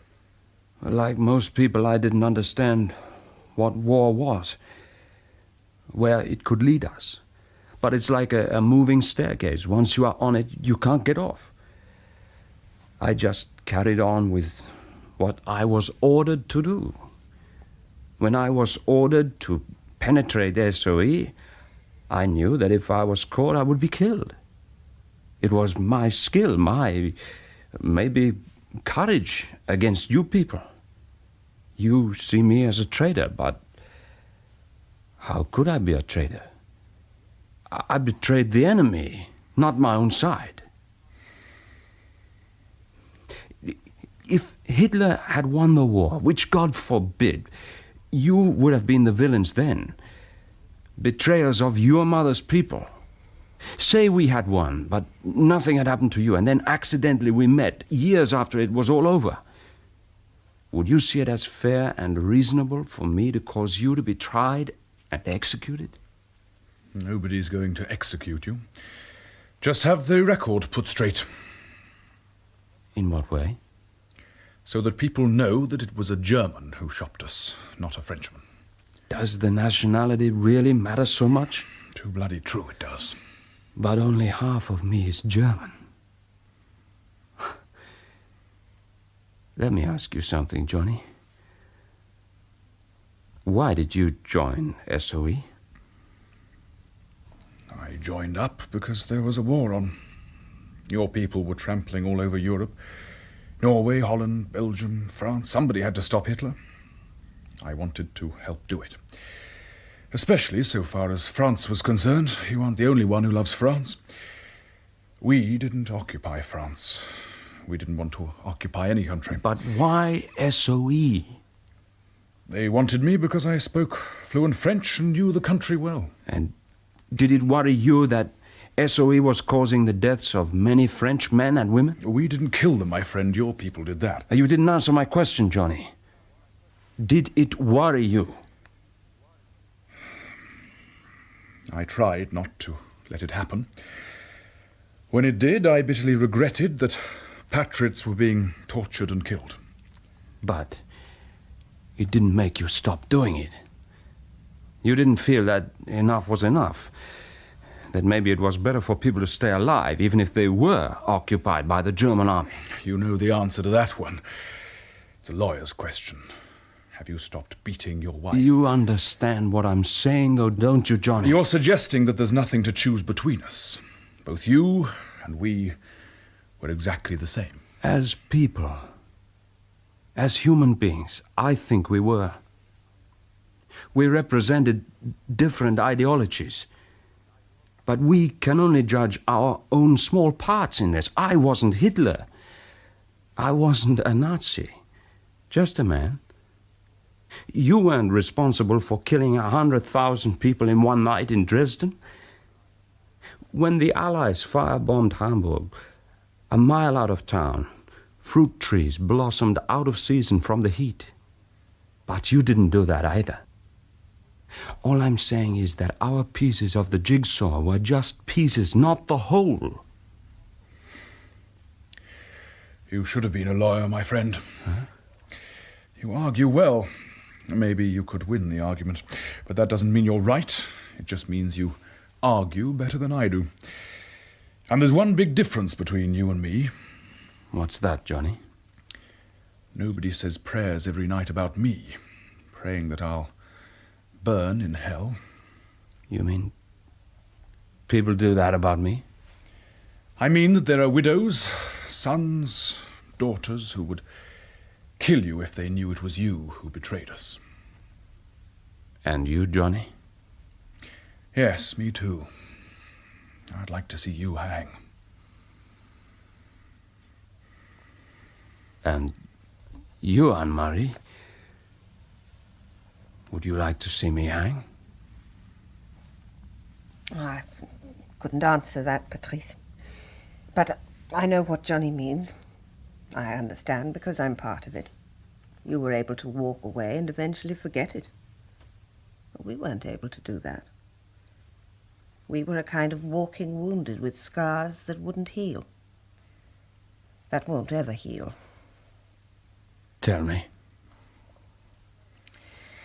Johnny ought to have been a surgeon. Sometimes I can't help noticing the joints of his fingers. When they broke them, they were never reset again. Belson didn't waste time on people who were going to be gassed. And when he came out, it was too late. And I married a man who I know is a brave man. So it breaks my heart when he sometimes screams in the night. Oh, not just way back, but now, still. And I see him sitting on the bed, sweating and trembling, and I can't even comfort him because he can't bear to be touched. Not even by me. Tell me about you two. We don't have a family, Patrice. We should have liked to have children, but I never had the courage to have a child after what I saw in the camp. If I had a child, I could never bear for it to be out of my sight. And that's not the kind of mother a child should have. I'm a doctor, so I know what it would mean. I'm a neurotic as well, thanks to you. I can just about cope for myself, and Johnny helps me, but I couldn't cope if my child was a hostage to my neuroses. And this is what you are going to tell the newspapers? I'll tell them all we know. What good will it do? It will put the record straight. You mean my family will have their share of the pain? You can put it like that if you want. I'd call it squaring the account. let me say, right now, that I'm truly sorry for what happened to all those people. I had no idea of what actually happened, I assure you. I admired you, Johnny. You are a good leader. And I liked you too, Anne-Marie. We all did our best in our different ways, and although you probably won't believe me, I felt very much part of the network. We were all patriots in our different ways. I wanted to stop what you were doing, but that was all. Looking back, I can see how young we all were. Idealistic. What we were doing seemed rather romantic, a game, knights in armor. If I had been caught, I would have been killed. And for you it was the same. But neither of us actually expected it to happen.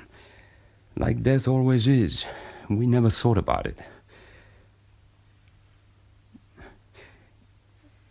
It will seem crazy to you, but even while we've been talking tonight, I wished you could meet my wife and children, and we could talk about old times as if we were just old opponents, not killers. You're right. It does seem crazy. It wasn't a game. It was a war. My people paid the bill, and now it's your turn. Come on, Anne-Marie, let's go.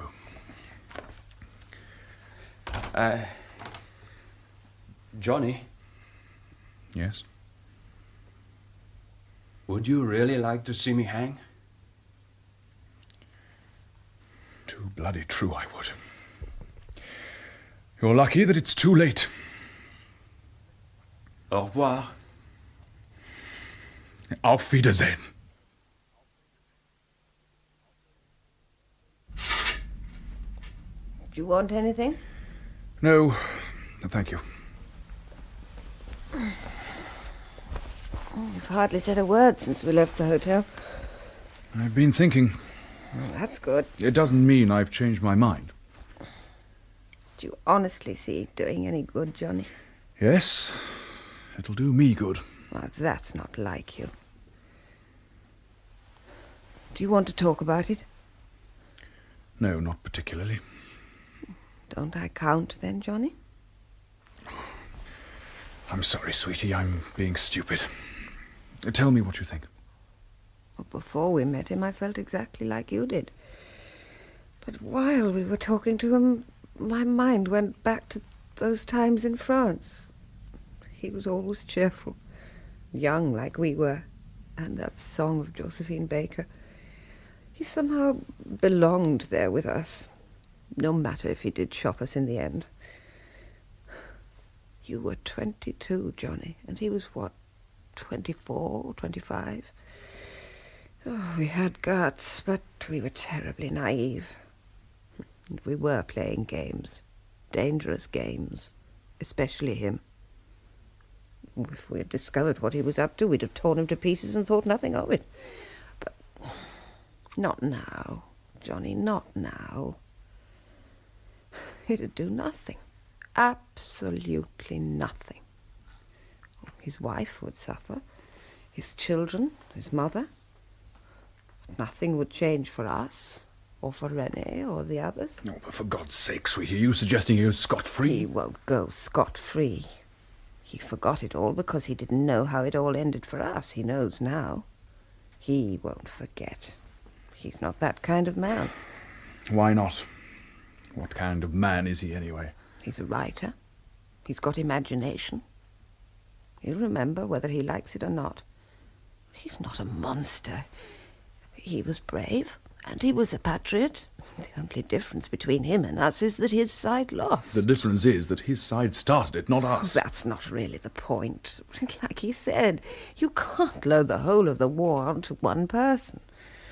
You can only blame them for what they did themselves. He didn't convince me, you haven't convinced me. Well, if all you want is revenge, Johnny, go ahead and do it. I don't agree, but I'll go along with it. But if you can do what he did and get away with it, it never stops. But you realize in Germany he'll be a hero and not a traitor.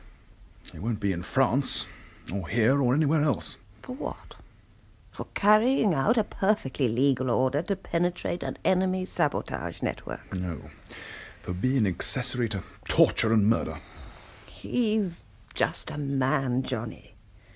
And what you told him shocked him. You could see it in his face. He listened to every word you said. And argued back. And won the argument. Well, how did he win? He convinced himself, and he convinced you, that what he did was okay. You know, when you ran the network and I was just the radio operator, there were times when people did stupid things against your orders, things that could have led to us all being captured. You remember René and the girl from the garage? You used to listen to what they said. You'd stand there thinking, saying nothing. And nearly always you reprimanded them very quietly and sent them on their way. And I asked you once why you didn't do more. Can you remember what you said? No. I don't remember anything about it. Well, you said, he's just a man, sweetie. If I destroy his confidence, he'll only be half a man. And maybe making love to a girl is sometimes more important than winning a war, and it doesn't take as long. Well, I thought that was pretty good for a 22-year-old. It seemed like a big mind and not a small one. But I feel about Patrice like you felt about your people. Let's leave him in peace, Johnny. Don't let's what?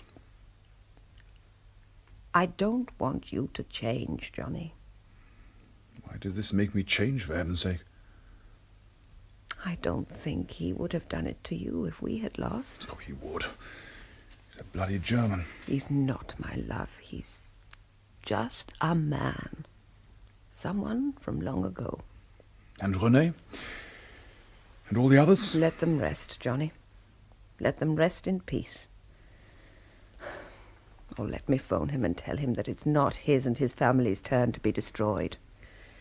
Is that what you really want? Yes. And it's what you really want, too. You've just got a bit put out of joint thinking about those days again. You're a healer, not a destroyer, Johnny. Okay. You do it, love, not me. I'll ring him now. I don't suppose he can sleep either.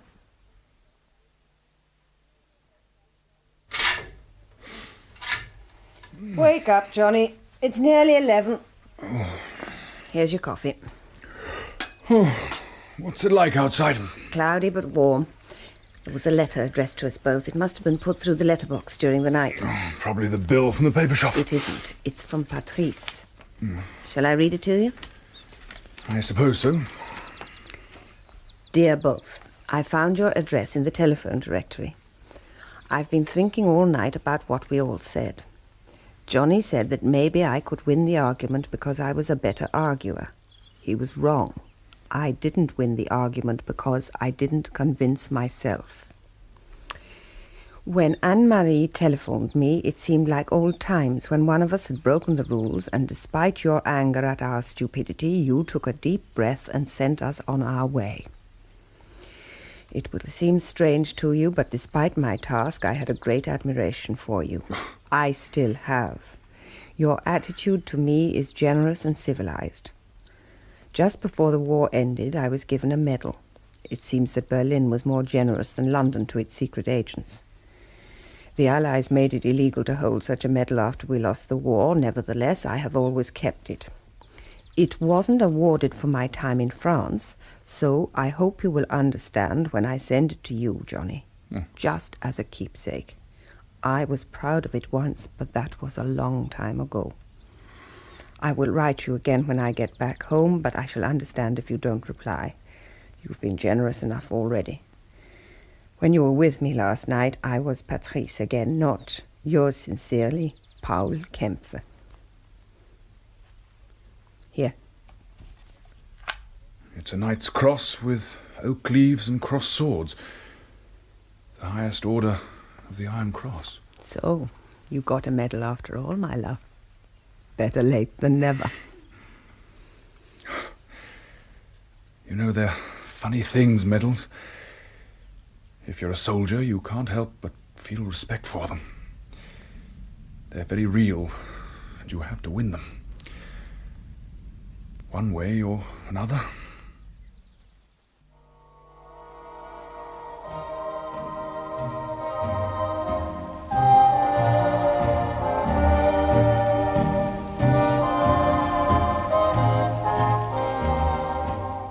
In Long Ago and Far Away by Ted Allbeury, David McAllister played Johnny, Kate Binchy, Anne-Marie, and Michael N. Harper, Patrice.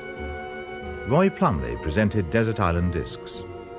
Other parts were played by Nicholas Courtney, George Parsons, Sean Probert, and John Rye.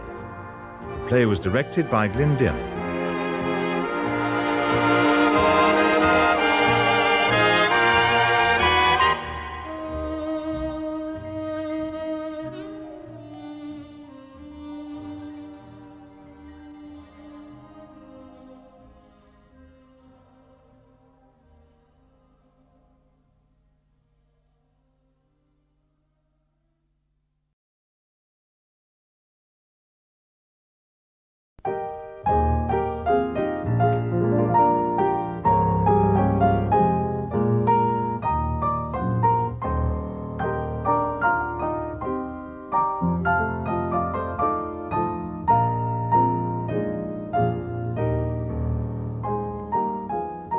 We present the first episode of Pay Any Price by Ted Allbeury, which he's adapted from his novel of the same name.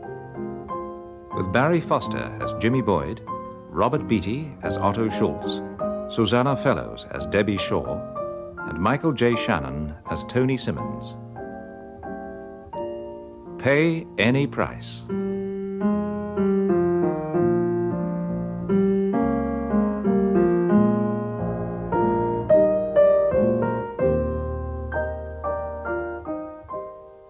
There was a time when that little tune always made me think of Bogart and Bergman and Casablanca. But when I hear it now, it makes me think of a very pretty girl who sang it one night in a U.S. Army officer's mess. She didn't know it at the time, but it was the beginning of a long, dark nightmare for her, a nightmare that still hasn't ended. I'd better introduce myself. My name's Otto Schultz, and I'm a senior officer in the CIA. I'd better warn you right now that it's a shocking story that I'm going to tell you. Even with the benefit of hindsight, it doesn't seem possible that it all happened. But it did. And it's not an easy story to tell. Too many people and too many pieces in the jigsaw puzzle. It starts with one tragedy, and there are too many things that... Well, maybe I'd better go right back to the beginning, even before that little gal sang her song that night. It's always hard to decide where these things really do start. But I reckon it started in Cambridge. Not Cambridge, England, but Cambridge, Massachusetts, just the other side of the river from Boston. Arthur Simmons was one of the most respected neurosurgeons in Boston, and he and his wife had given a party to celebrate the graduation from medical school of their son, Tony. The old man was a great charmer, and so, in a way, was his son. The difference was that the old man's charm was natural, and the son's was contrived. But the son had a social talent, too. He could play the piano real well. Any style you liked. Fats Waller, Errol Garner, Teddy Wilson, you name it, he could do it. And there was no doubt that Tony Simmons could pull the girls. They fell like apples in September. But for Tony, they were just one-night stands. Unless, of course, they could be of some use to his career, because Tony Simmons was ambitious. Abnormally ambitious, psychopathically ambitious. For him, succeeding was an obsession. Tony Simmons took a postgraduate course at the medical school, and it was because of that postgraduate psychology course that he was contacted by the CIA. He had published a study paper, The Physiology of Emotion, and a second one, The Hypnotic Block. He was recruited into a special section of the CIA a few months later. The CIA had recognized that Tony Simmons had an urge for power over people. And where better to satisfy that urge than in that special top-secret setup known as MK Ultra. But it's time to move on a year and go to a U.S. Army camp in Texas and that Saturday night concert. The girl who had been singing for them called herself Debbie Shaw.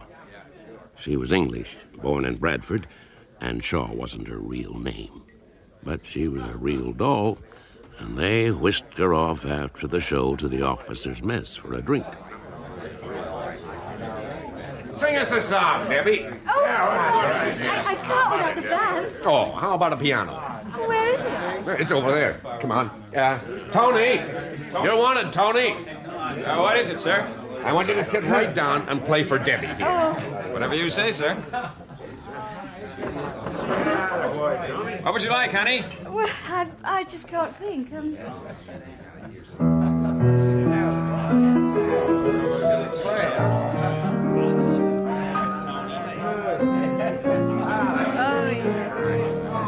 A kiss is still a kiss.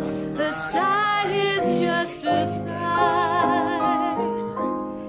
The fundamental things apply as time goes by. And when two lovers woo, they still say I love you. On that you can rely. No matter what the future brings as time goes by. Moonlight and love songs never out of date. Hearts full of passion, jealousy and hate. A woman needs her man, and man must have his mate. That no one can deny. It's still the same old story, a fight for love and glory, a case of do or die. The world will always welcome lovers as time goes by.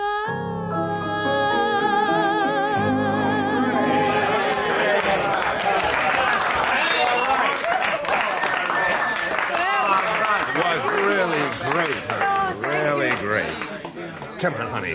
Let me take you to your quarters. Okay. Good night, everybody.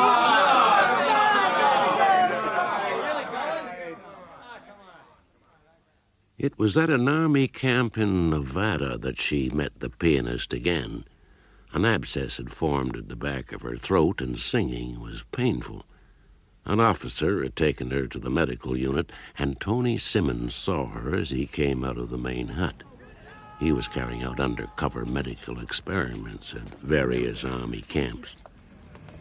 Oh, hi. Oh, hi, Tony. What are you doing here? Anything wrong? She's got a sore at the back of her throat. Have you now? I'll have a look at it for you. Are you a doctor? Let me introduce you. This is Captain Simmons. Tony Simmons. He's a U.S. Army doctor on assignment here for a couple of weeks. Tony, this is Debbie Shaw. Yeah, I know. We've already met. Tony played piano for me one night at a camp in Texas. Oh. It was fantastic. Okay, Harvey. I'll take over and bring her back to the mess when I've done a checkup. Okay, Captain.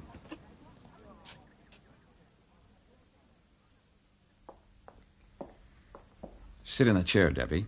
What, this one? Yes, that's fine. Open wide. Good girl. Did this come on suddenly? Well, my throat felt a bit sore yesterday, like I might be starting a cold. But the real pain only started when I was doing my last number tonight. And the bitter taste? I didn't notice that until I was walking off stage. Well, my sweet Debbie, you've got an abscess at the back of your throat. A fair-sized one. And it's burst. I'm going to give you some antibiotics. A shot in your arm right now and tablets for 10 days. You've got to stay in bed for at least 2 days, then we'll see how you're doing. But I've got engagements I've got to keep. Forget them, honey. You couldn't sing anyway. And if you don't stay in bed, you'll have a temperature like a furnace and your throat won't heal at all. You'll be better off staying in the hospital here. I'll show you the way.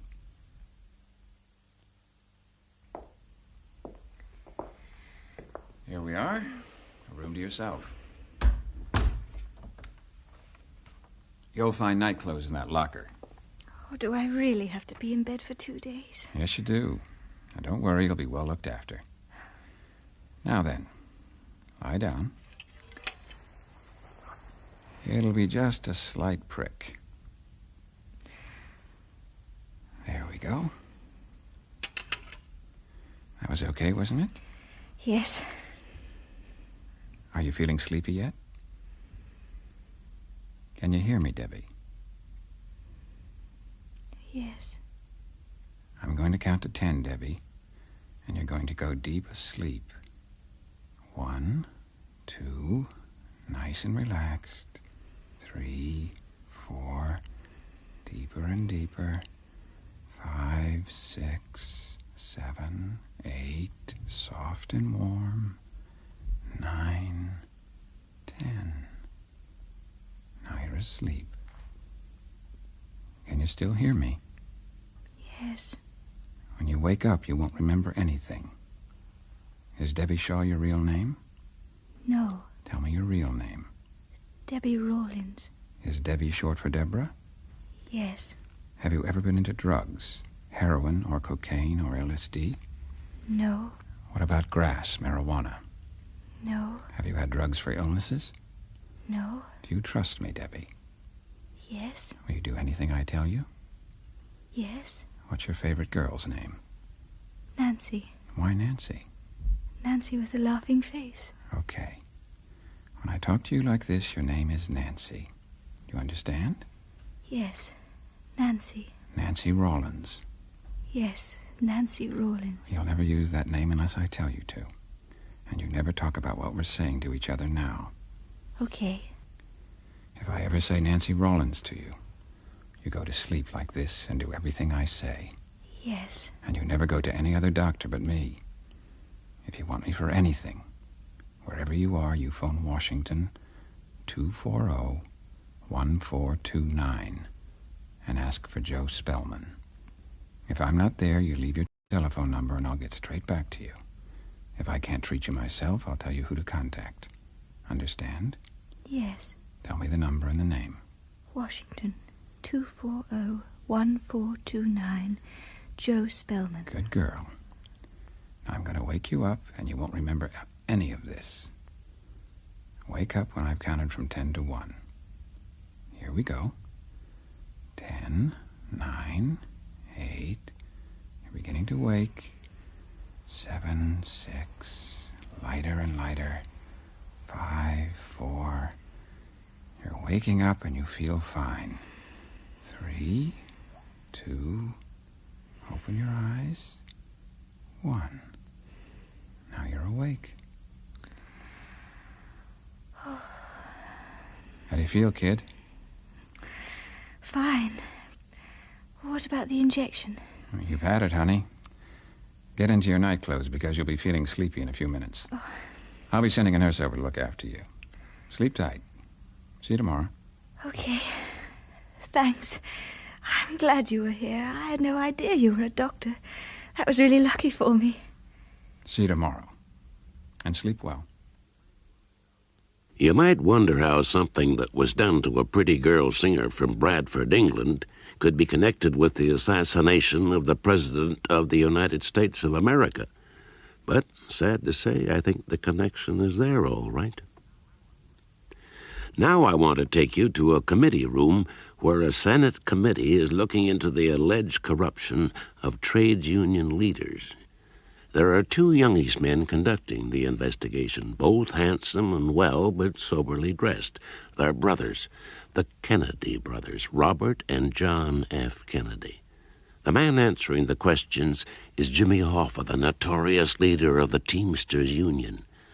Robert Kennedy is putting the questions. Hoffa is speaking now. Yeah, the fact is this is a strike-breaking, union-busting bill, in my opinion. Mr. Hoffa, this bill is not a strike-breaking, union-busting bill. You're the best argument I know for it. Your testimony here this afternoon, your complete indifference to the fact that numerous people who hold responsible positions in your union come before this committee and take the Fifth Amendment because an honest answer might tend to incriminate them. And the next day, the first question to Hoffa from the committee's chief counsel, Robert Kennedy, was typical of the implacable determination of the two Kennedys to expose the Teamsters Union. Kennedy pointed toward Hoffa's entourage. While leaving the hearings after these people had testified regarding this matter, did you say that SOB, I'll break his back? Who? You. Say it to who? To anyone. Did you make that statement after these people testified before the committee? I never talked to either one of them after testifying. I'm not talking about to them. Did you make that statement here in the hearing room after the testimony was finished? Not concerning him, as far as I know. Well, who did you make it about? I don't know. I might have been discussing somebody. Figure of speech. Well, who did you make the statement? Whose back were you going to break? I don't remember. What do you want to... Whose back were you going to break, It's a Mr. figure Hoffa? of speech. I don't know what I was talking about. I don't know what you're talking about. To most of the onlookers, it seemed a small incident, but in front of his henchmen, it was yet another humiliation for a mobster at the hands of the Kennedys. And I think that was the moment when Hoffa decided to smash them both. 2 nights later, an influential Democrat visited John F. Kennedy in his hotel room. I'm not asking you to go easy on them, JF. Just to, how shall I say it, keep a balance, a perspective. You could have fooled me, Ray. I'd have said you were doing a pitch, asking for the committee to lay off your pal Hoffa. No way, old friend. The law has to take its course, and all that jazz. But people are beginning to see it as a personal dogfight.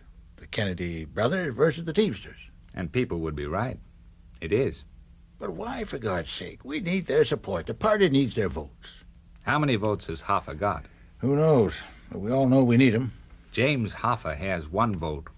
As far as my campaign is concerned, he can shove it. The Senate subcommittee has been set up to investigate union corruption, and that's exactly what it's doing. That's what it's going to go on doing. They don't command their members' votes. Their members may be scared to do anything but apparently accept what they're told to do. But in the ballot booth, they do what they choose. You know as well as I do that the mob are running the Teamsters, not Hoffa. They're running the other big unions, too. You've got union funds, huge amounts being transferred into private bank accounts. Gangsters acting as union officials. Murder. Torture for anyone who complains or resists. What more do you want? But none of this can be proved, JF. None of it. Don't rely on that, Ray. And tell your friends not to rely on it. We've got a lot of people working on it. Good people. Incorruptible. But why make it all so personal? It's very personal for their victims, Ray. You mentioned murder, Senator. I'll give you just one. There was a little guy named Rubenstein. Lived in Chicago, was a runner for Al Capone. In 1939, Rubenstein was involved in the murder of a local union boss in Chicago. Rubenstein was the local union secretary. It was that murder that let the mafia into the Teamsters. You know, Jack, if you go on too far, you could bring down very powerful figures in the party. You must know who I mean. One of my senior investigators told me the details, Ray. I've given the appropriate instructions. I'm very glad to hear that. Very glad. Good. I told my man to go back and build up the best case they can against those men. We have a rigid rule around the subcommittee, Ray. If they're crooks, we don't wound them. We kill them. Now go on, say your piece, Ray. Makes no difference to me. But you'll be able to tell them that you delivered the message. Who told you about the message, Jack? Nobody. But I know how those bastards work. Now give me the good news, and then we can call it a day. They've declared war on you, Jack, you and Bobby. If you stand for president, they'll be against you all the way. They mean trouble. Real trouble. Is that it? Yes. Let yourself out, Ray. Turn right for the elevator. And when you talk about the Teamsters and Hoffa, you're talking about the mob, the mafia, especially the mafia bosses based in Miami, who controlled the mafia's operation in Cuba before Fidel Castro threw them out. The mafia bosses concerned with this affair were Santos Trafficante, Sam Giancana, and a minor figure named Jack Rubenstein. So, I've told you about Debbie, and you've heard about the mafia connection. There's one more thread in this story, and for that, I want to take you to Moscow, to the apartment of the United States Consul General, where he's taking lunch with his wife. Well, I thought I'd seen it all, but that little scene was absolutely bizarre. Is probably the only word to describe it. The strawberries are the last we shall get in Moscow this year, John. And the tomatoes, too. Thanks for the warning. I'll have the chicken if you prefer the turkey. There's plenty for both of us, so don't go all diplomatic and sacrificial. Were there any phone calls for me? 2. The details are on the pad. Who were they? I don't remember. I can never understand why cold chicken tastes so much nicer than hot chicken. Tell me about the bizarre scene. This lunatic comes bouncing into my office like the Demon King, throwing his passport on my desk, practically foaming at the mouth. He wants to renounce his American citizenship, wants to announce officially that he has defected to the Russians and intends telling them all the secrets he knows. What's the secret? How to make Coca-Cola? No. He's an ex-Marine from a high-security Air Force base in Japan. He's only a kid. Says he's going to tell them all he knows about our codes, our methods, the lot. What is a Marine know, anyway? I thought they spent all their time stamping their boots on parade grounds and chasing the local girls. I'm afraid not, honey. He knows a lot that can be useful to our friends up the road. Funny attitude for an ex-Marine to take. Yeah. And even odder in a way. What way? Well, when he said his little piece, it was almost as if he had been tutored by someone. Seemed to be using words he had learned, but didn't really understand. Lawyers' words. What do you think the Russians will do with him? They'll certainly suck out all that he can tell them, but I doubt if they'll make a song and dance about him. They'll probably be suspicious. Why? Well, like you said, it's abnormal behavior for an ex-Marine. When they want servicemen to spill the beans, the KGB usually goes about it quite deliberately. Sex, money, whatever works. Volunteers they don't trust. Oh, that darn telephone. I'll get it. The name of the ex-U.S. Marine they were talking about was Oswald, Lee Harvey Oswald, a name we were all going to hear a lot of. While he was in the Soviet Union, Oswald married a Russian girl, and the Soviets generally don't allow that. Then they both went back to the States, and that's almost unheard of. The Russians never allow it, but they let Oswald do it. When he got back to the States, he worked for some outfit demanding recognition for Castro. It was all rather odd, because the place where he worked was the same address in a run-down building that was used for anti-Castro propaganda. A few months later, in November, I had to go to Dulles, the international airport that serves Washington. I was meeting a Britisher, the new liaison officer from SIS, MI6, I think you call it. His name was Boyd. Boyd? Yes. My name's Schultz, Otto Schultz, CIA headquarters language. Oh, hello. I've told him to clear your bag straight through.